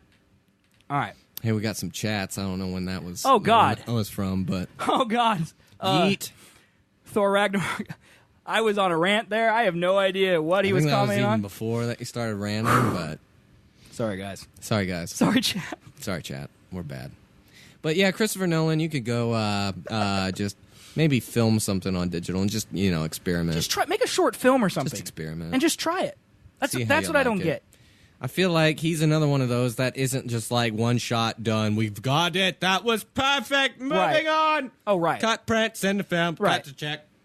I don't remember what just cut, print. It's just like when 98% of movies are being made on digital, and most of them are very good. And nobody talks shit. Right. Ever. Like, at some point, you are being a jerk for no reason. You're being pretentious. Yes, pretentious, that's the word. Yeah, you're just like, you're just being so pretentious. Much better because I'm using this. Right. When in reality, you're not, and everyone hates you for being a pretentious jerk. Yep. Okay, dude. What do you want to talk about now, man? Fucking shit, man. Okay, so... Do you have any Game of Thrones stuff? I don't. I could spoil tonight's episode for you. I'm going to do that. Do that. Dude. Bitch. I was telling Chris this. I'll tell you, too, because it's the same thing. There are so many great memes right now for Game of Thrones that you guys don't understand that I just want to share, but I can't. Oh, man. Because they're all spoiling. I can't believe. God, I wish I could tell. I wish I could tell you without spoiling it. I can't give you an example. Don't. All I'm saying is the pacing of these last few episodes of Game of Thrones is going to be. I don't know if I'm going to be able to get over how ridiculous it is. Oh, God. Like, because so much has to happen. I'll give you an example. In the last episode, all right, they make it to King's Landing. They have a meeting. They leave King's Landing in a 10-minute period in the show, which is a month or so journey, maybe a couple weeks. Because I don't think Dragonstone's that far away from King's Landing, but still, Dragonstone's pretty close. It's in the same bay, right. But still, she went from. It's not close. No, right. But it's closer than the north is. And here's what I don't get is how did the Unsullied get to Casterly Rock? Did they sail there? Well, yeah. So how the fuck did that happen? Because there's all of Westeros in the way. Yeah, they had to go all the way around. That's bullshit. That would take that's exactly. Okay, I'll give you an example without spoiling anything because I think you'll know this. So they're going to try to capture a White Walker. Okay, I believe I haven't seen this episode, but I've read all the spoilers. I believe in this episode they are going to go do that, capture it, and come all the way back in one episode.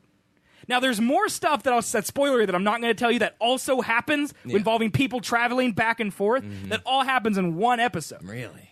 And I don't know why they're compressing it all into two ending episodes. I really wanted to talk about it because, I've been rewatching it and going through I'm up to season 4 now, I think, again. But the first couple seasons are so good for character building. Agreed. The stories behind it are so much more detailed. There's more time taken. Agreed. Like the fucking, when Arya gets caught by the Brotherhood or whatever and Clegane kills that dude with a sword. That took 3 episodes to happen. A lot of these people that read the books and watch the show, that are on these Reddits where I'm reading all these spoilers, they're like, to us who read the books, it's so obvious to us when they go past the books and when they're in the books. Because, like, for example, what you're talking about, like, all of Arya's journey up till Braavos, where she starts dealing with the Faceless Men, is in the books. Okay. And then everything after that is the showrunners having to write their own material. Like, they know the plot.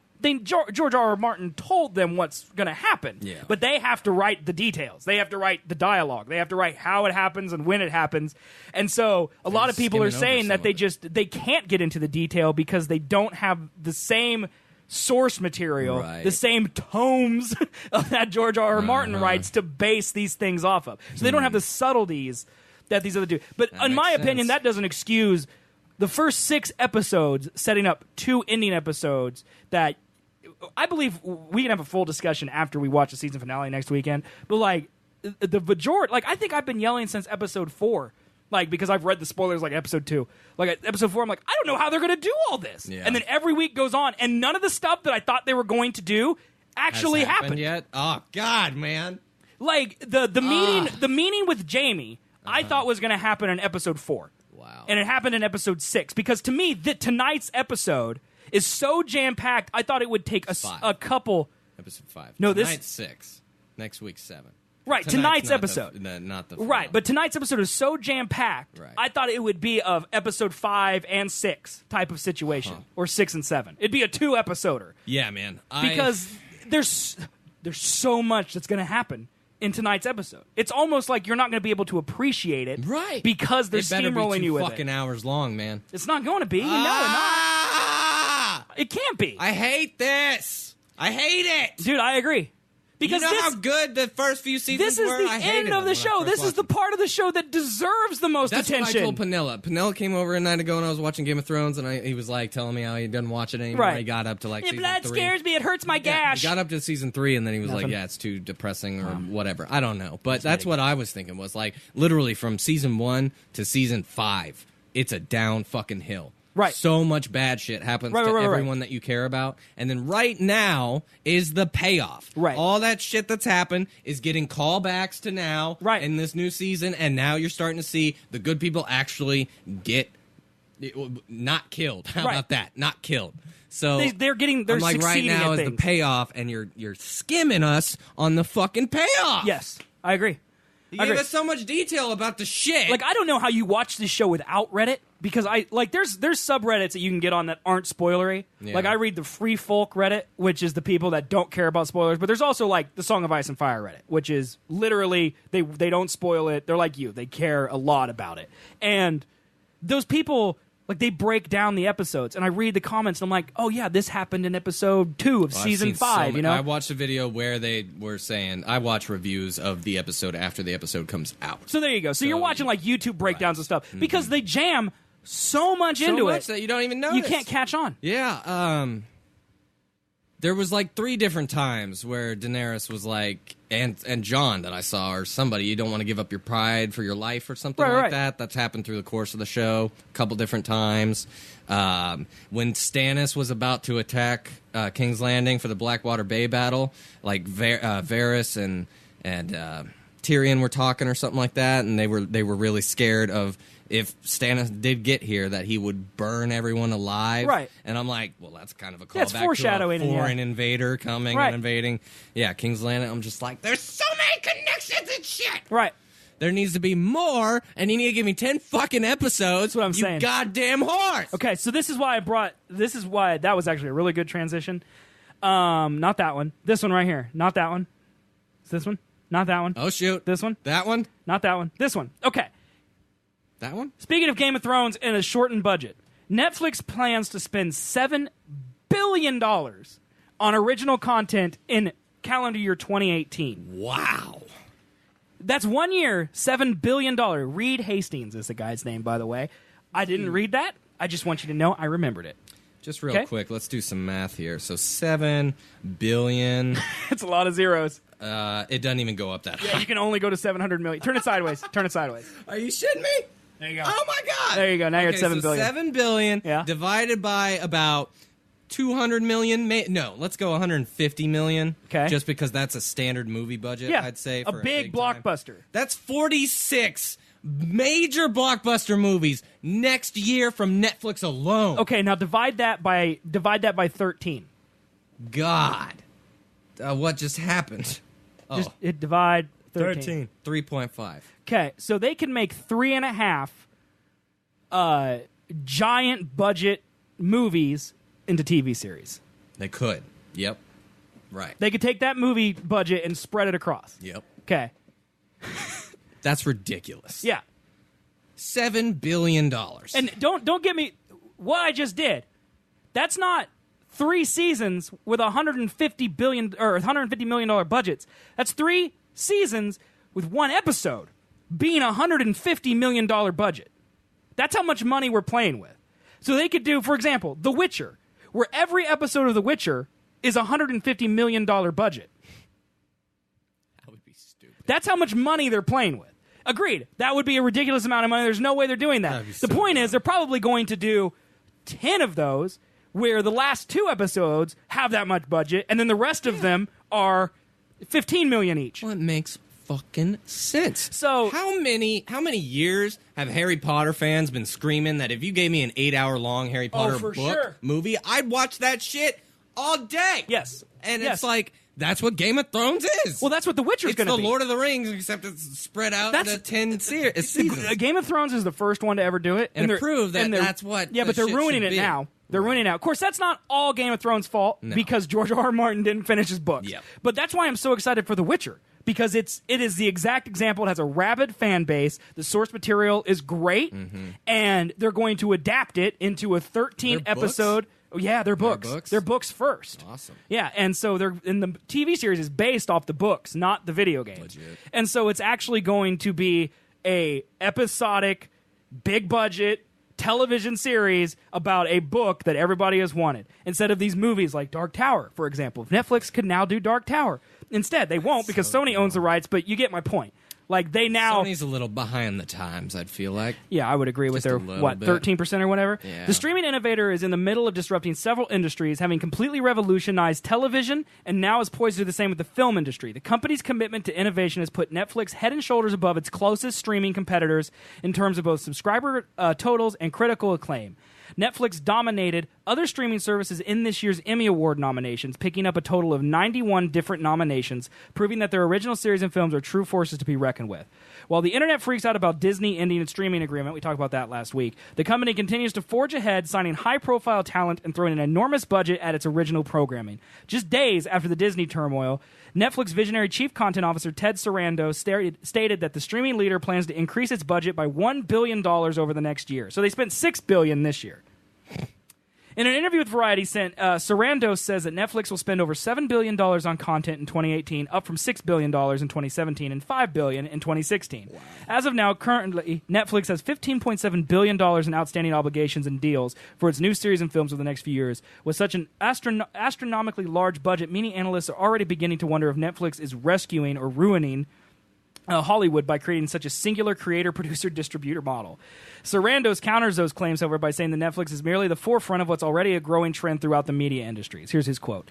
I would say that the relationship between studios and networks has always been that of a frenemy. Everyone is doing some version of it already. They just have to make a decision for their companies, their brands, and their shareholders on how to best optimize the content. We started making original content 5 years ago, betting this would happen. Netflix's forward-thinking big spending strategy has been paying off in a huge way. The company's stock has gone up over 500,000%. That's 5,000. 5,000%. 5 quadrillion percent. 5 billion percent. Since Netflix first launched streaming video, and global subscribers now total over $100 million. Okay, so global subscriber, 100 million. What's 100 million times $10 a month? That's another. That's 10 billion. 100 million. No, that's 1 billion. That's 1 billion, right? Because you add a zero to it, that'd be a billion. So that's $1 billion a month that Netflix makes in gross revenue. That's fucking stupid. That's terrible. There shouldn't be that much money in existence. Some analysis might balk at such a large budget and predict Netflix is in the midst of a valuation bubble, but given how successful their original content has been for them over the last few years, Sarandos and company likely know exactly what they're doing. Yeah. And all that original content, after it's done or something like that, they could whip that shit out on DVD. And they do. They often do. Stuff and like House of Cards is on Blu-ray. Mm-hmm. Yeah. Yeah. And then that's just a completely different revenue chain that they haven't even gone down. They don't even care about it. Can go down. These things are like HBO loves to promote their DVDs because so few people watch it. Netflix is like, they're there if you want it. It's like, that's our turds. Right. Go pick up our turds if you want them. Just pay for the streaming service. Or you could pay $10. You just get it anyway in 4K. Yeah. You know, why not? Dude, I don't. And also, all their originals are in 4K. Every single one of them. Every single one of them. All their movies, all of their TV shows, they're all in 4K. I just watched The Defenders over the last few days. All in 4K. Looks gorgeous. 4K. When's the last time you watched HBO in 4K? Oh, that's right, never. Because it doesn't exist. Because their streaming service sucks. The reason we brought this up is because we talked about this at length last week. About how streaming wars. Exactly, the streaming wars, and how HBO gave us 8 episodes of Game of Thrones, mostly for budgetary reasons. Although there are people out there that say that the showrunners couldn't fit 10 episodes. They could because they're so. That is so much bullshit. They're such large in scale that they can't do 10 a year. They don't have time. Such bullshit. I disagree totally. First of all, they could take an extra 6 months. So much fucking just dialogue filler in. You don't need big scenes. You got your big scenes. Right. The previous Game of Thrones shit has not been big scenes. It's been character. It's been dialogue. It's been plot. Yeah. They didn't start doing major battles until Blackwater, which was season 3 or season 2, one of the two. And people were excited about it beforehand. Yes. Yeah. I watched Game of Thrones since season 1. I had no idea what it would turn into. No. Knew nothing about it. It was about the characters, and it was an interesting world, and that's what mattered. Yes. They could do that again. Yes. But the point is that HBO just leaves money on the table because one of all their expensive subscription service that does 20% of the original programming Netflix does, and then they spend a quarter of the money on their original programming that they do. Yeah. And they wonder why Netflix is just beating their butt in every category imaginable. It doesn't make sense. HBO has more money, has less content. Yes. And it's just done, and a worse streaming experience, because I've had it load so much worse than Netflix. And look at the black point, dude. And that, and 4K, those compression and everything. on that, God, man. that compression on the black It's ruins just Game of Thrones. crazy. It really does. It makes me sad that, like, I felt this way about other things. You know, like Star Wars, I think, is a great example about this. Like, the prequels could have been so much better. They could have. And it makes me sad that they weren't because of bad leadership. Yep. All right? Game of Thrones is the same thing to me. It's so good, and I love it. It could be so much better if these other people were in charge of it. Yep. And, like, I'm not a Dark Tower fan, but I imagine it's how the Dark Tower people feel. I bet. It's got to be like, God, this is like it's a book series Why I even adore. fucking do it? Why it's ruined. Like, they don't treat it with respect. Why even You know? fucking do it? If you're not going to do it well, why even do it? That's why I'm so hyped about The Witcher, because it's gonna break down so many that's walls. why I'm not hyped about Hollywood anymore. That's why I think That's why Netflix is there. saving shit. It's not saving Hollywood. It's saving the consumer. It's starting a new. Yeah, it's about the consumer first, Yeah. and they realize that the consumer is who spends the money. Yes. It's not about Christopher Nolan and the pretentious It's not butts about the, who do the stuff to circle jerk. studios, It's about us. The TV networks. It's Right. not about any shit like that. Advertisers. Fuck that. Right. It's about the people who are giving you the money, And the that's- money is your user. That's what So- I don't get about Netflix. I never have ever heard one person complain about giving Netflix money.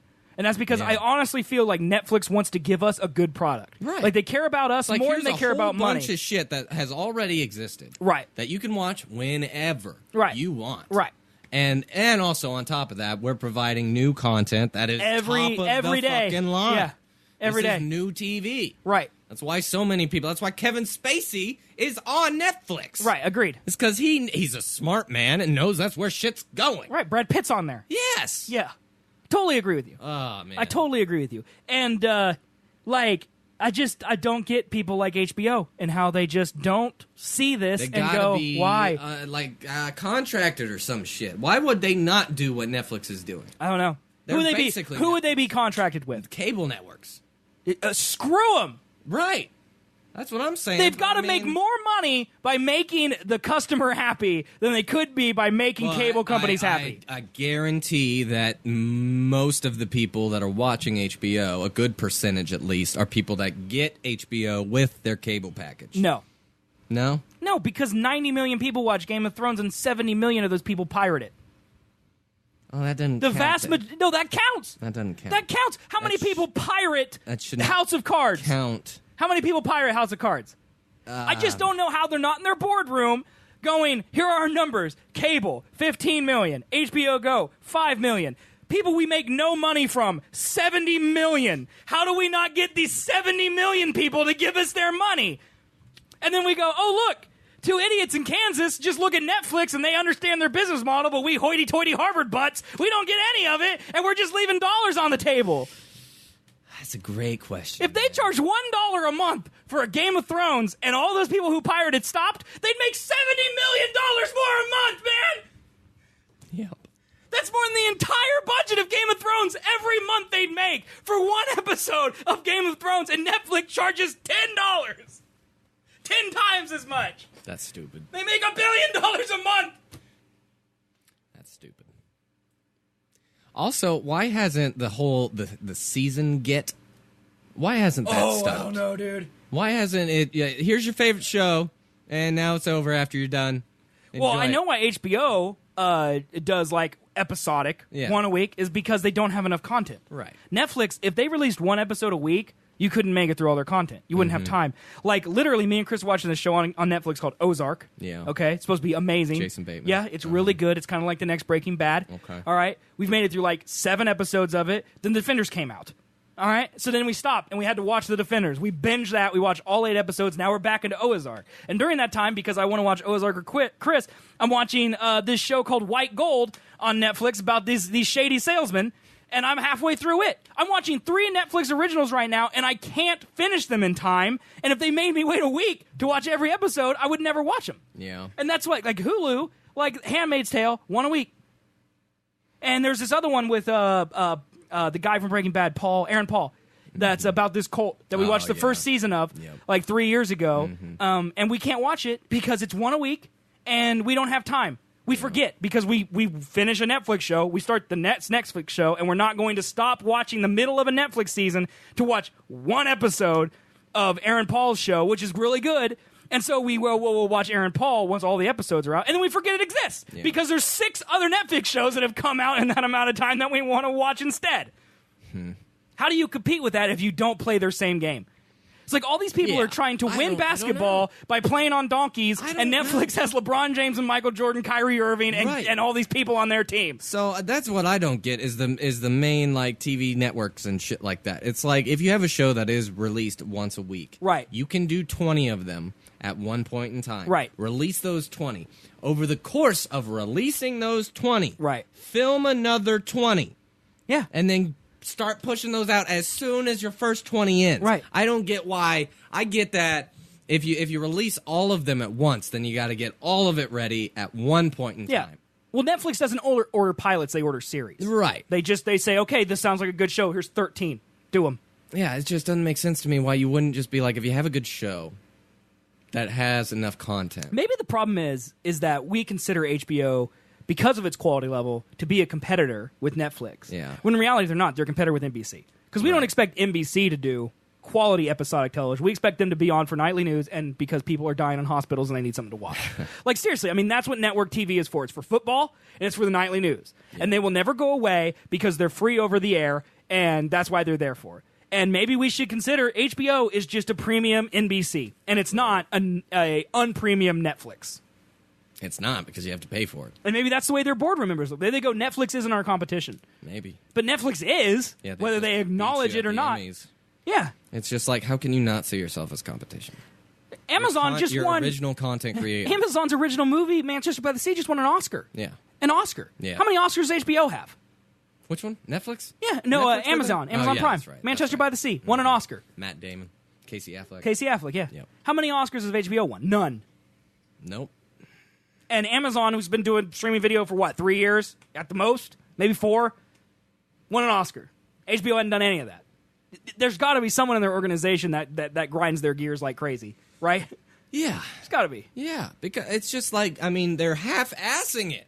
They're half-assing it. Well, and we are the ones that are suffering because of it. Yeah, they're just like, here's what we, know we can do. Right. Here's a new series. We'll try it out. And then we'll just get the movies that are already made and then put them here for you to watch sooner than you could rent it, even though you could pirate it or go to the fucking movie theater and see it. Right. Either way. No. Make your own shit that no one else can see unless it's on your shit. Right. How is that not apparent? Yeah. That your Game of Thrones. Prove that. Yeah. There's no other place to get Game of Thrones other than HBO, and that's why people are coming to HBO. Right. Once Game of Thrones is gone, what are people going to watch HBO for? Nothing. They have to hope over the next 2 years there's another hit show. Yeah. Because no one else is going to watch HBO for it. No. Like, I'm serious. There's shows on HBO that I really like. Silicon Valley. I really like Ballers. Not bad. I really like Ballers. I like That's these bad. shows. I don't watch any of them because there's too many Netflix shows to watch. Yeah. And literally, Ballers is on right now. And yes, I'm dumb for liking Ballers. I like The Rock. I like it when he says bad words, and I like it when he has hookers. That makes me laugh, all right? It makes me happy inside. Yeah. Because I like to live vicariously through The Rock because it's someone I'll never be. Sure. I won't even be close to being The Rock, okay? I like watching it. It's the same reason we watch Entourage. Set the Rock Damon. What up? We like to pretend we're these people, okay? We live vicariously through them. Yes. I haven't watched Jon Snow. I haven't watched one episode of Ballers this season because I'm too busy watching the 1,400 Netflix shows that are completely finished right now that I can watch. And I'm too busy watching the only good show that I think that you got. HBO. It's Game of Thrones. I'm going to be rewatching that till I die.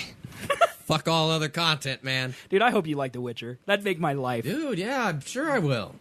I like the story already. I like the game. It's just I'm bad at games. How far are you through the game right now? Not any further than I was the last time we talked You about it. You gotta hurry it up. I know. Will it be important to my TV watching experience? Probably.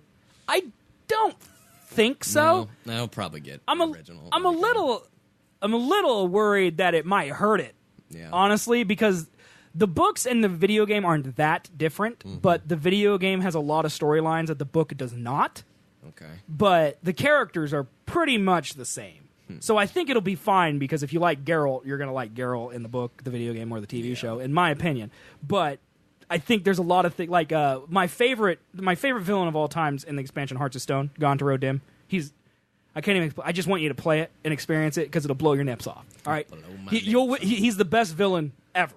Okay. In any medium, period. Shit. Okay, he's not in the books, so he won't be in the TV show. So that makes me a little sad, knowing that there won't ever be a visual. But see, for me, I'm a gamer, so I got to experience it. The reason I'm so excited for The Witcher is not so I can see more Geralt, although that is a reason I'm excited. It's because I want to share it with people who aren't gamers. Yeah. Like, I want my mom to like it, and I can be like, we can talk about The Witcher. How cool is this? Like, man.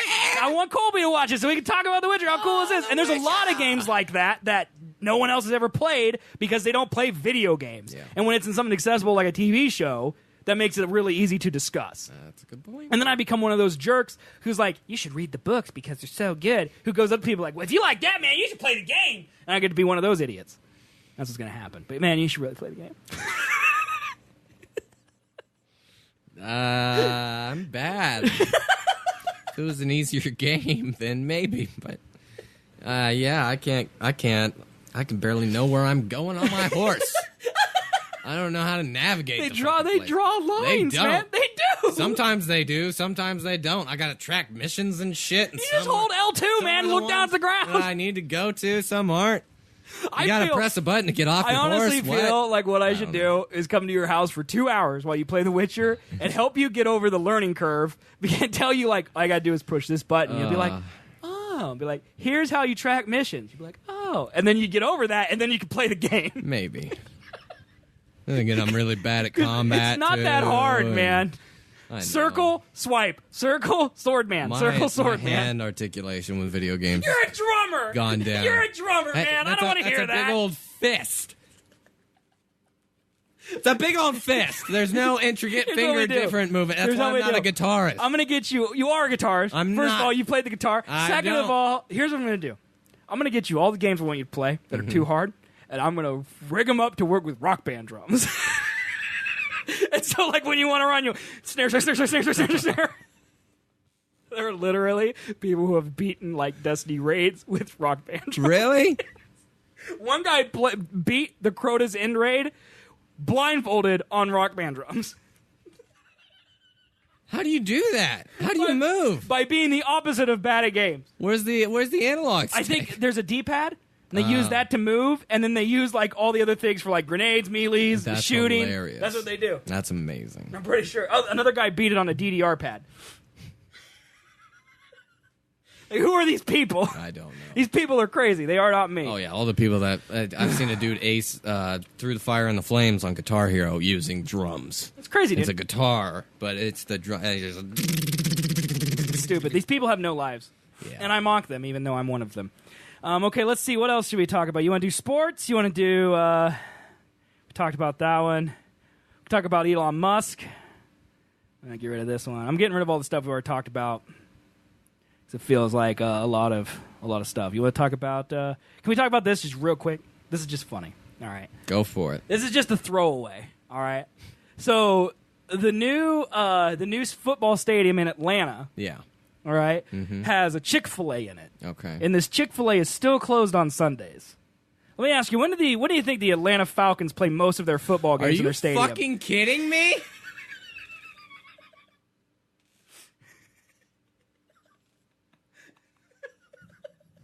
That's the dumbest thing I've ever seen. Why? Why have a stall in a football stadium that mostly plays on Sundays and then have it closed every Sunday? That is retarded. It is literally for Monday and Thursday night football on the rare chances the Falcons are at home. Right, like the Falcons were in the Super Thursday Bowl. Or a Monday they're the losers of one of the greatest comebacks of all time. They might have one or two Monday night football games this year, but then they're going to go back to being the Falcons that no one cares about. And then this Chick-fil-A, all the poor people in Atlanta, who, by the way, being racist right now, probably love their chicken, go into a stadium, and it's closed on Sundays. What is it? Pepper, no. Zaxby's? No. Bojangles? No, it's KFC. a type of chicken. Popeyes? wings. Churches. Wingstop. Lemon and pepper or something like that, I think it is. That's a wing type. Yeah. Yeah? It's super big in Atlanta. Dude, I watched a food article on wings it or are great. like that. You know where me and Chris went? Specifically that style. When we flew back. It's a strip club food. Yeah. Because your sauce, it wouldn't get on your Yeah, it won't get on you. Yeah. You don't want to get your sauce on your glitter. Yep. Yeah, man. Or your white tea in the strip club. When me and Chris flew back from South Carolina, we had a 4-hour layover in Atlanta. Yeah. You know where we ate? What? Buffalo Wild Wings. Oh, yeah. Right there in the terminal. Coolest Buffalo Wild Wings ever. Get to see planes go in and out of Atlanta while you're eating chicken wings. Jeez. It's glorious. Sounds pretty cool. I just can't believe they opened a Chick-Fil-A in the Atlanta Falcons' new stadium. And it's closed on Sundays when they play most football games. That is so stupid. Let's just for funsies. Let's see. Just Chick-fil-A Atlanta not even Falcons give a shit. 2017 to 2018 football schedule. Let's just look it up real quick. Preseason's going now. It's got to be, yeah. It's getting today versus the Steelers.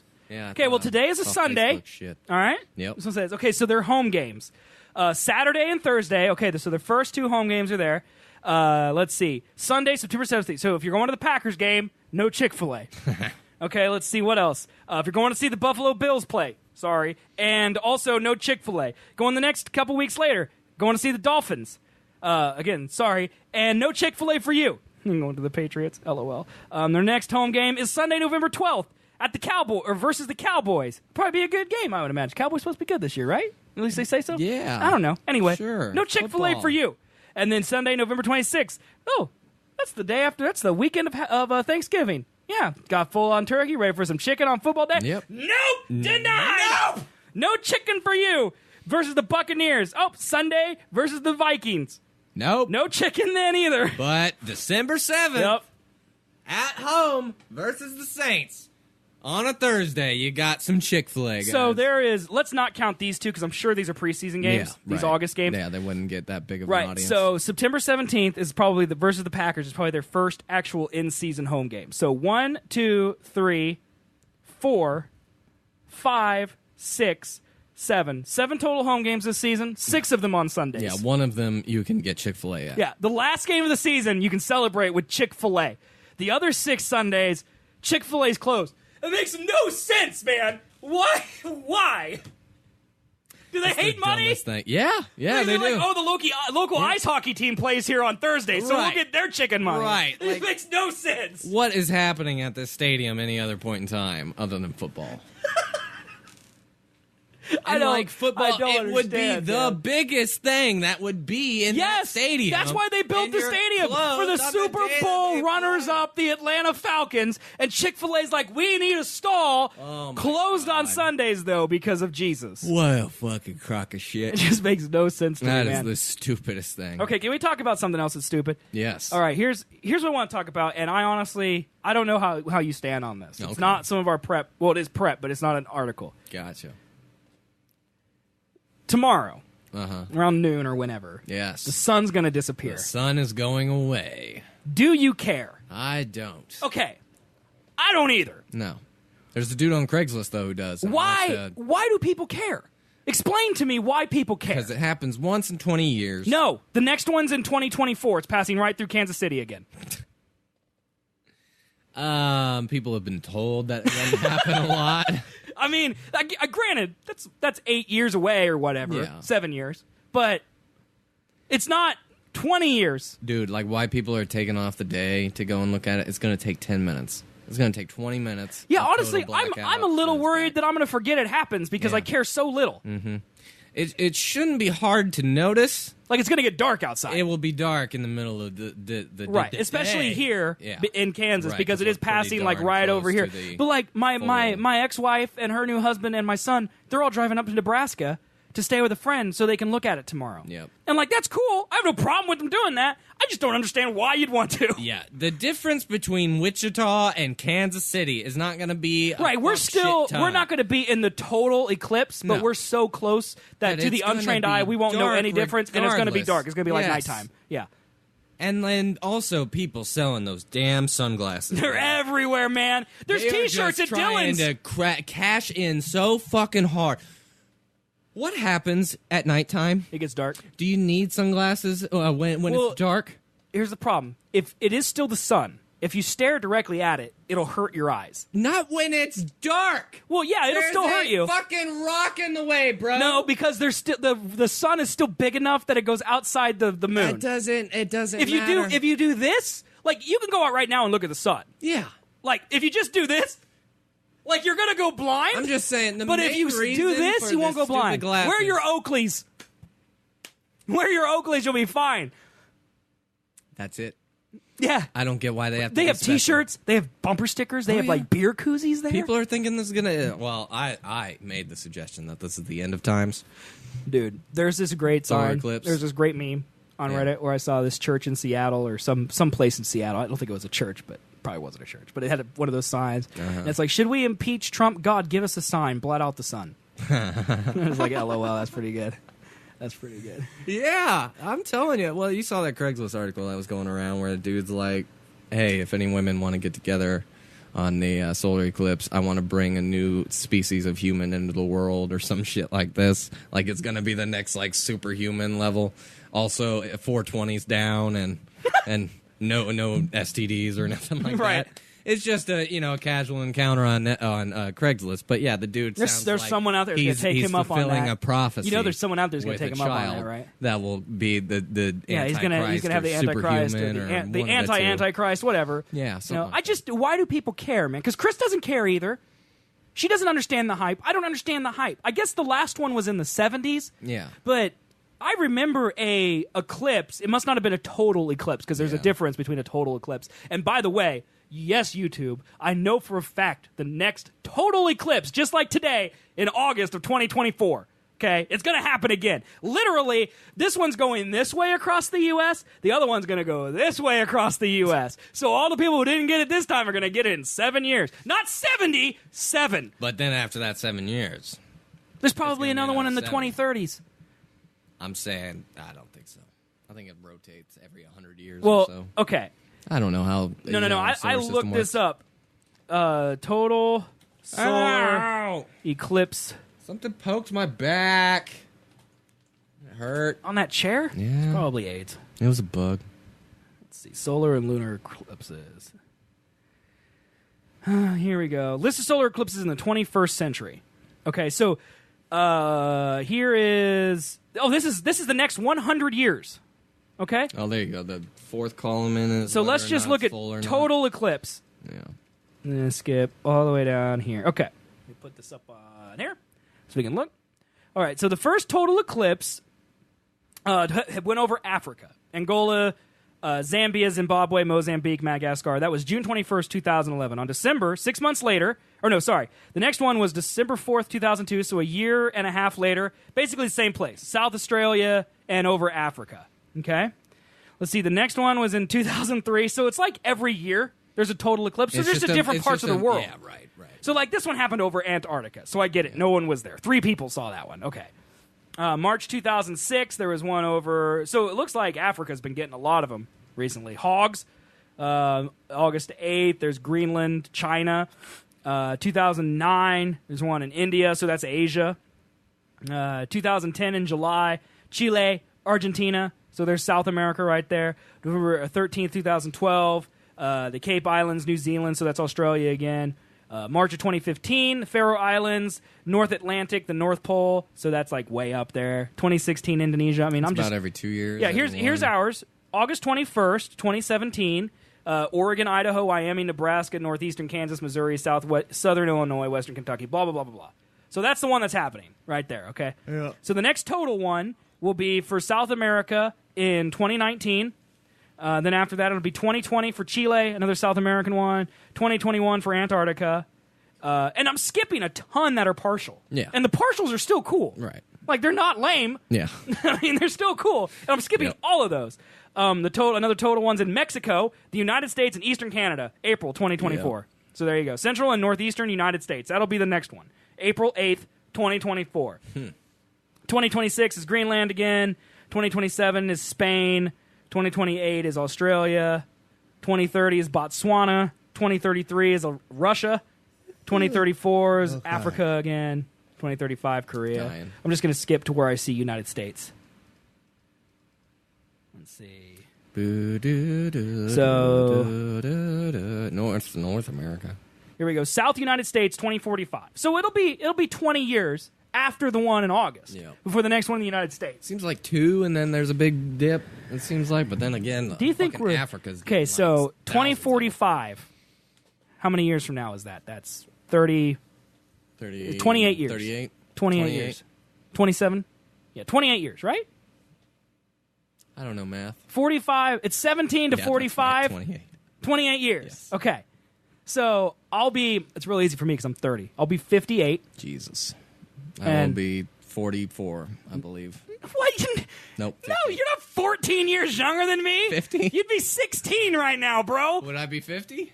What's your age right now? 23? 24. 24, so you're 6 years younger than me. I'm 58. Let's try this. It's very hard. You'll be 52, you old ass man. God. That's terrible. So, we're going to live through 3 of these ourselves. I mean, 3 in your entire lifetime? Like, I guess that's something to get excited for, but... Oops. I'm not excited for it. I just don't care. And whoop-de-doo. I feel like a Scrooge. The Sky that Matrix everyone else cares and I don't. Yeah. You got me, man. Unless they think, like, weird supernatural shit's gonna happen, because that's what we've been led to believe. Well, there's that baby gonna happen. Shit. Yeah, Antichrist stuff. Yeah. Trump's gonna be, President? Evil. Dead. Out of the office. He'll be golfing. The king of the world. Turn down the lights. No. Sir, we're outside. Turn the sun back on. Oh no, man. I just wanted to get your opinion, because if I cared, or if you cared and I didn't, I wanted you to explain it to me, but no one knows. Yeah, I just don't get, like, everyone I've been seeing is like, be safe. Get the glasses. And I'm just like, fuck you for trying to sell me shit I don't need. You know how I'm going to be safe? Sunglasses. I'm not going to stare at it for more than 5 seconds like, oop, there it is. Right. I've seen the sun before. Oop, there it is. Like, you can go out and go, oh, the sun. Oh, wow. That's enough to get it. It's a big glowing orb. Yep.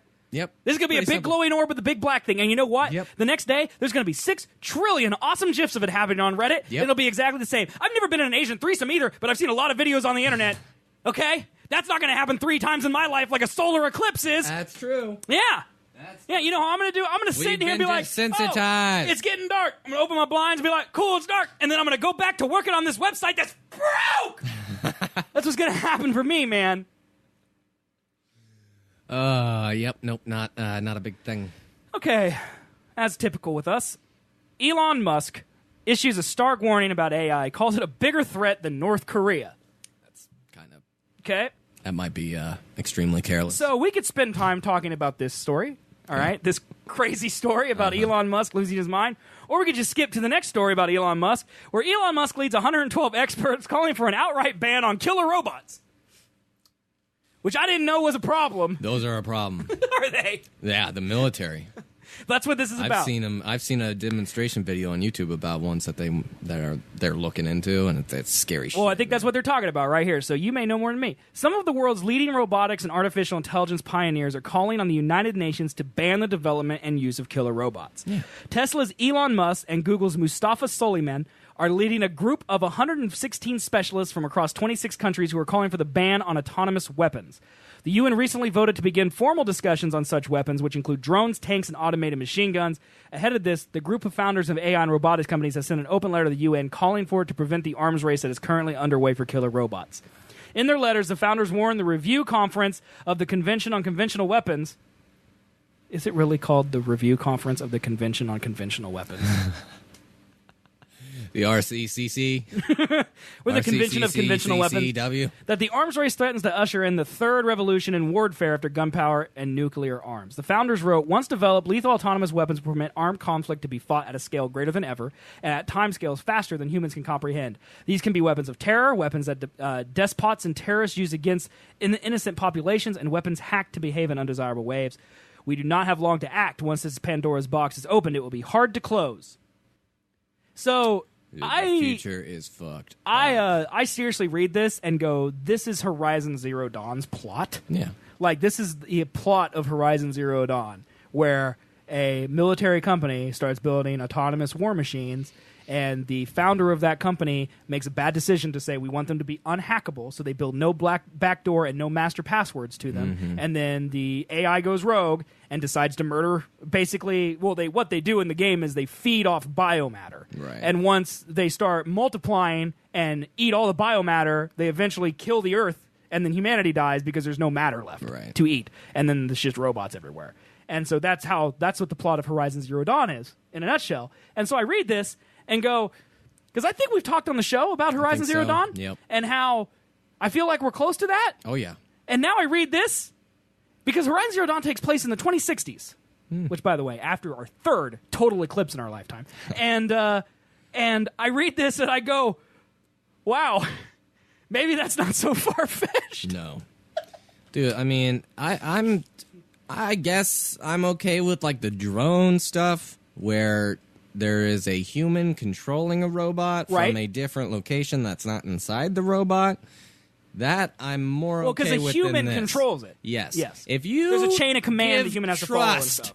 to take and not take human lives. Like, I'm just saying, if you got a turret set up in Baghdad or some shit like that, and you don't want terrorists coming and trying to infiltrate your base, so you put this AI in it that says if you see a person, shoot it.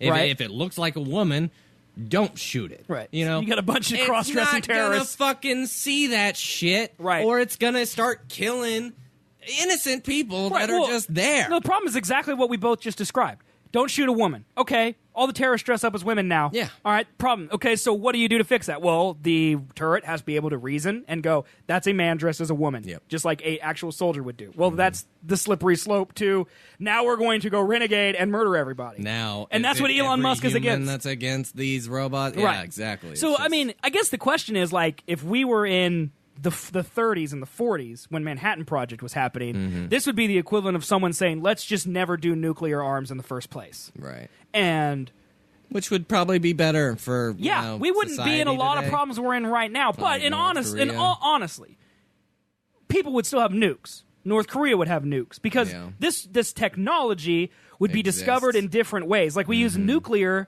for power plants, for example. So it wouldn't take a lot of logic to leap, we could use this as an explosive. So whether or not people made them or not, you know it would exist. So does this really do anything as we automate our homes and we automate our cars, we automate everything in our lives and eventually become AI, as Mark Zuckerberg's building an AI assistant for his home?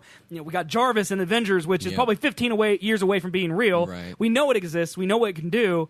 At some point, they're going to make weapons out of this to begin with, right? I think that's how all technology has advanced so far is because of military reasoning. But I don't know, man. It's fucked up. And then we worry. I mean, this sounds so terrible to say, but then we worry about like people marching and saying hate speech. But the military's building AI, that has guns. Yep. Talk about a distraction society. Yeah, for real. I mean, that's literally what it is. It's like this is the ADD of the news. Yep. Oh my God, I can't believe Trump is golfing. Well, yeah, and the military is spending $16 billion on automated guns. Game of Thrones, back to it. Tyrion was like not wanting to pay for the royal wedding between Martell and Joffrey, and then the Martell older lady, I forget her name, who's dead now. Jenna? Is that her name? Sure. Okay. Sure. She was like, it's a distraction. And if we don't create distraction for the people, they're going to create their own, and those typically lend to us getting out of power. Yeah. And it's like, well, and the problem is a little familiar. That's literally what's happening. Yeah. You know, there are people in the CIA and the DOD who are literally talking about us like we're ignorant children, and we all know that. Yeah, I know that. Yeah, but there's nothing I can do about it. There's nothing we do about it. We're just like, we could do something about it. We just don't. Yeah, it's called a revolt, or it's called policing your own government. Yeah, I mean, really. Yeah, I mean, Elon Musk is doing it. This is how you do it. I mean, you can't stop someone from doing that. That's just the reality of the world you live in, okay? You can't stop some of these things from happening. But Elon Musk is trying. So what do we do to help Elon Musk? What do we do, Elon? How about you give us some tips here to avoid being killed by autonomous robots? Right, because I don't want Horizon Zero Dawn to happen. I don't either. I don't want that, man. I think half the country does, though.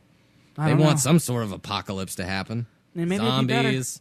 Volcano exploding. It is. It's really scary to think about, honestly. It really is, because like we joke all the time on this show about, we'll be dead, because of the apocalypse. Like, no, we might there's a legit chance. There's probability now. Like, the thing, like, Elon Musk is probably the smartest person on the planet when it comes to technology. He's one of the smartest people, would say bar none. He's definitely one of the most public, and he's actually intelligent. Or at least one of the best at communicating that. Yes. There might be smarter people that are behind the scenes, but Elon Musk is smart and he's articulate. Yes. And he actually has a megaphone that people listen to. Yes. And he's saying these things, and we're just kind of like, oh, he's banning killer robots.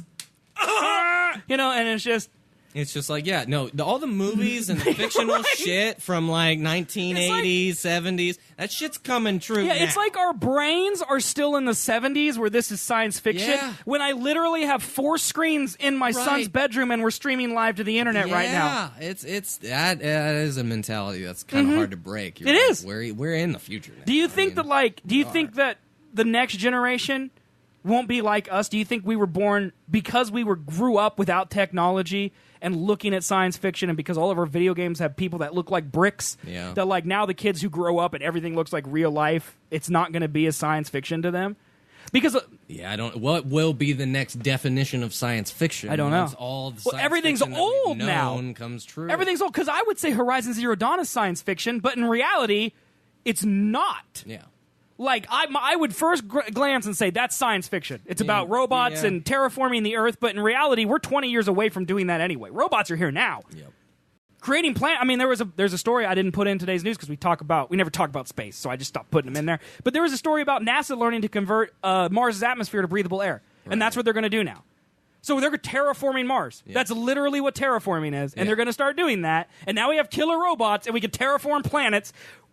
We're witnessing the beginning of a sci-fi novel right now, and we all just LOL about it because we don't think it could actually happen when it could easily actually happen. We've seen that in movies. That's not real. Right. And then and that's because we've seen it in movies. Mm-hmm. You know, it's literally not a possibility because that can't happen in a movie. But then I use the Children of Men example again, where people are quoting it because it's kind of coming true, and no one's paying attention because they look at it and they go, "That's fiction." Yep. But we're not living in fiction. Yeah, humans really don't have a great tendency to learn from their past. What do you mean, man? They typically just repeat it. They just repeat it. No, you're absolutely like we're right. going back to racism now. Yeah. We're going back to nuclear war. We're in a Cold War with nuclear fucking North Korea. It's like, why did we just time travel back to the 60s? Except now we have Star all Wars this is back on the screens. Yes. Yeah. Oh, God, man, so many. I don't know what life is. It's just weird. I don't know what it is, man. It's very weird, man. But, Elon Musk is seriously worried about it, dude. Yeah, well, you know what? Every normal person, I think, just wants to live their life as they're living it and not be interrupted by people that they find stupid. And it's going to get to the point where it's going to be so big, one person has the reach of so big that it's going to fuck shit up. Yeah. Ryan Garepi, founder of the Clear Path Robotics, said, unlike potential manifestations of AI, which remain in the realm of science fiction, autonomous weapon systems are on the cusp of development right now and have a very real potential to cause significant harm to innocent people along with global instability. Yeah. Yep. I'm telling you. An automatic, self-aiming machine gun is not a good idea. No. It's not. No. Like, you talk about banning assault weapons from fucking kids who shoot up shit. Like, worry about the government having these terrible-ass weapons that they're gonna use eventually. Well, and there's gonna be a breaking point as to whenever that is. I keep going back to the Horizon Zero Dawn thing, and it's like, okay, how do we get here? You know, in the video game, it feels like all these decisions were made at once, and so it's obvious that they were stupid decisions. Yep. But in real life, it's the frog in the boiling water. Yep. You slowly make these decisions over decades, and eventually, no policing of it. Yeah, and eventually, it's too late. It's over. Yep. Yeah, this automated shit and like cameras everywhere, and it's just like, I don't get it, man. Well, it really comes down to this, okay? All of everything, okay? This is the roots of like the should you own guns discussion. Yeah. It all comes down to the person who owns it. Who owns autonomous, militarized weapons? The government. And do we trust the government? I think. So no. that's really what we should be asking. Yeah. Like, would I trust my grandma with an automated machine gun robot? Probably yes, because she's not going to go murder people with it because she's my grandma and I like her. Do I trust Donald Trump with an automated machine gun weapon? That's really the question. Because it's not a joke. He's the man who runs our country. There are several people across the world who would have these weapons, who I do not trust to have these weapons, that would then own them and do whatever they want with them unchecked because we as a general population put them into power. Right. And so we as a general population also would give them these weapons and then give them the thumbs up to do whatever they wanted. Yeah. Yeah. Fun. Yeah. I mean, I want to say deep down in my heart, I don't think the government is out to destroy its own population. But they don't know things. Well, they're stupid. It's the They're frog in the boiling water, man. It's things one happen thing, and then they do stuff. They don't do stuff in like preparation or anything like that. What was Trump's quote about North Korea? Fire and fury. Yeah, fire and fucking fury like the world hasn't seen before. I believe is a pretty damn accurate quote of what he said while crossing his arms, pretending like he's having a stomach bowel movement or some shit. I don't know. The man is an idiot. The man is a fucking idiot, and that's who we put in charge thinking like, oh, no. He's secretly not dumb. We've seen him be dumb, but he's secretly smart. Yeah, let's just trust that shit. Oh, God, man. Gotta live with I just don't get how politicians get to where they are to be like, these are the choices It's called money. Which is stupid. It shouldn't be based on who has the money, who's been in the fucking shit. It should be who knows how America works. They need to know the integral parts of the economy, world economics, like things to interact with the globe. I read an article that was like, how people should have elections is by leaving out their names, leaving out photos, leaving out personal facts, and just saying, here's their stance on their issues, and then you go and you vote based on that, and whoever shows up at the White House is who you voted for. Because then it could be a black man, it could be an Indian woman, it could be anyone. There's no racism, there's no built-in bias. Genius. That's the only way elections should work. And then they would have to be attainable for those fucking goals that they set out. Like, you can't just say it and then get to Donald Trump and then not build the wall, not repeal Obamacare. Because you know who our next president's going to be. It's going to be The Rock. Yeah. I mean, it really is. Our next president is going to be Dwayne The Rock Johnson, who's in a TV show that I can't even find time to watch. That's who he's going to be. It's going to be our next president, man. No way. You don't think so? No way. No. I bet you he will be. I predicted Donald Trump. Like, you did. A year and a half before he even got out of the primaries, I said it was going to be Donald Trump. And it's Donald Trump. Because America's dumb. And we love to vote for the LOLs, dude. Yes. We just love to be like, this won't happen. Right. So I'm going to contribute to it not happening. Right. And then it fucking happens. Yeah. It's just crazy. And now we laugh at North Korea threatening nuclear war because, LOL, and then it'll happen. We'll all be dead. Yep. Hey, at least we'll be dead, though. Silver lining, man. We won't have to stick around for the LOLs or the I told you so. Do we want to end on that note? Or yes, life is meaningless. Our show is the only purpose in life, is to listen to us talk about how pointless life is. Oh, we're super positive people, guys. I mean, I think we had a pretty positive show overall. Yeah. Until the end of it, where, a fucking baby man is our president. And killer robots. Don't forget about the killer robots, dude. Dude. Because it's mostly about the killer robots coming to... Yeah, I've seen a YouTube video demonstration of, it's like a mini tank that's automated, and it's just got every weapon that you can imagine. Rocket launcher, machine gun, long-range sniper, I don't know, whatever you can fucking think of. And yeah, it's rolling down a city street. So this is meant for urban areas. Yeah. Okay. Well, that's where most warfare highly happens. populated, innocent civilian areas. Right. Okay.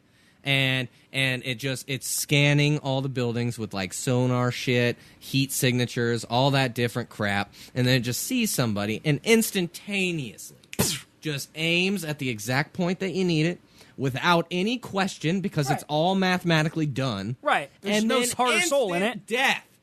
Instant death. Yeah. For anyone. Yeah.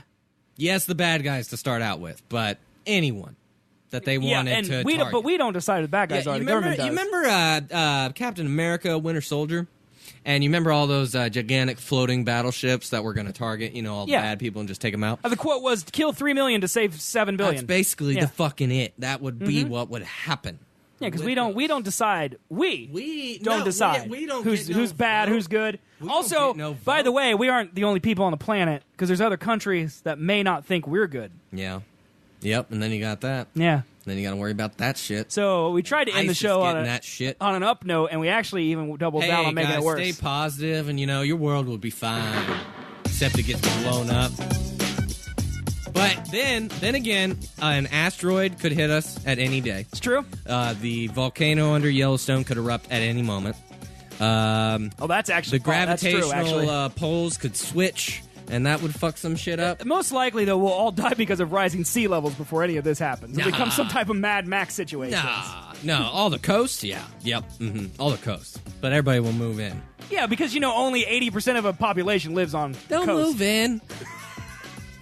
I just the good view for the eclipse. I just watched a video of a guy who just found like a monolith is what he called it. I don't know what it is, but an old man-made thing that they found. Okay. And it's in the Sicilian Channel or something like that, which they didn't think it was there, but it's like underwater by 400 feet or something like that. Okay. And they were like, the only way that it could have been there is before the sea levels People rose used to live there. Pre-Ice Age shit. Yeah. And it's just like, that will be what, Florida is, the Trump that'll Tower, be Miami Manhattan Island, in 1,000 all that years, shit. yeah. Yep, yeah, well, yep. Yeah, that's how it goes, man. All right, well, thanks for listening and watching to the Seth and Colby Show. Stay good on Earth, guys. Enjoy Earth while it lasts. I want all of you to do one thing tomorrow morning besides download our new episode, and that's to go outside at noon and look up at the sun. Look at the sun, guys. It'll save us from so much shit. Pray to it. Pray to the gods of the sun god. Lord of Light, please bring me back from death after the world gets nuked. Maybe that's what happens. Maybe the Lord of Light comes and just we're all saved.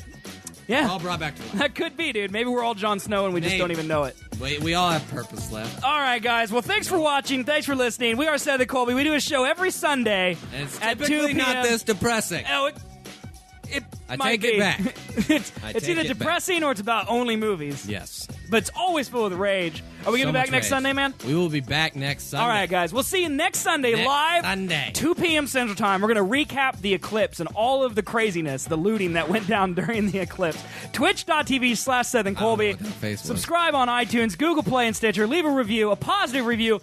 Please, God, all of you are ignoring my request to leave a review. Please go leave a review. I know you're listening. I gave you T-shirts. I see the number. Go leave a review. It's free. It takes 5 seconds. It doesn't even take 5 seconds. You got to click 5 stars. You're done. Done with it. Just go leave a review. And all of the links to everything, including a brand new T-shirt with Elon Musk and Mark Zuckerberg's face on it, at SethandColby.com, guys. We'll see you next week. Bye, people. We love you. PP.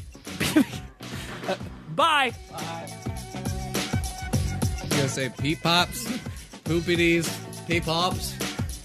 Oh, God.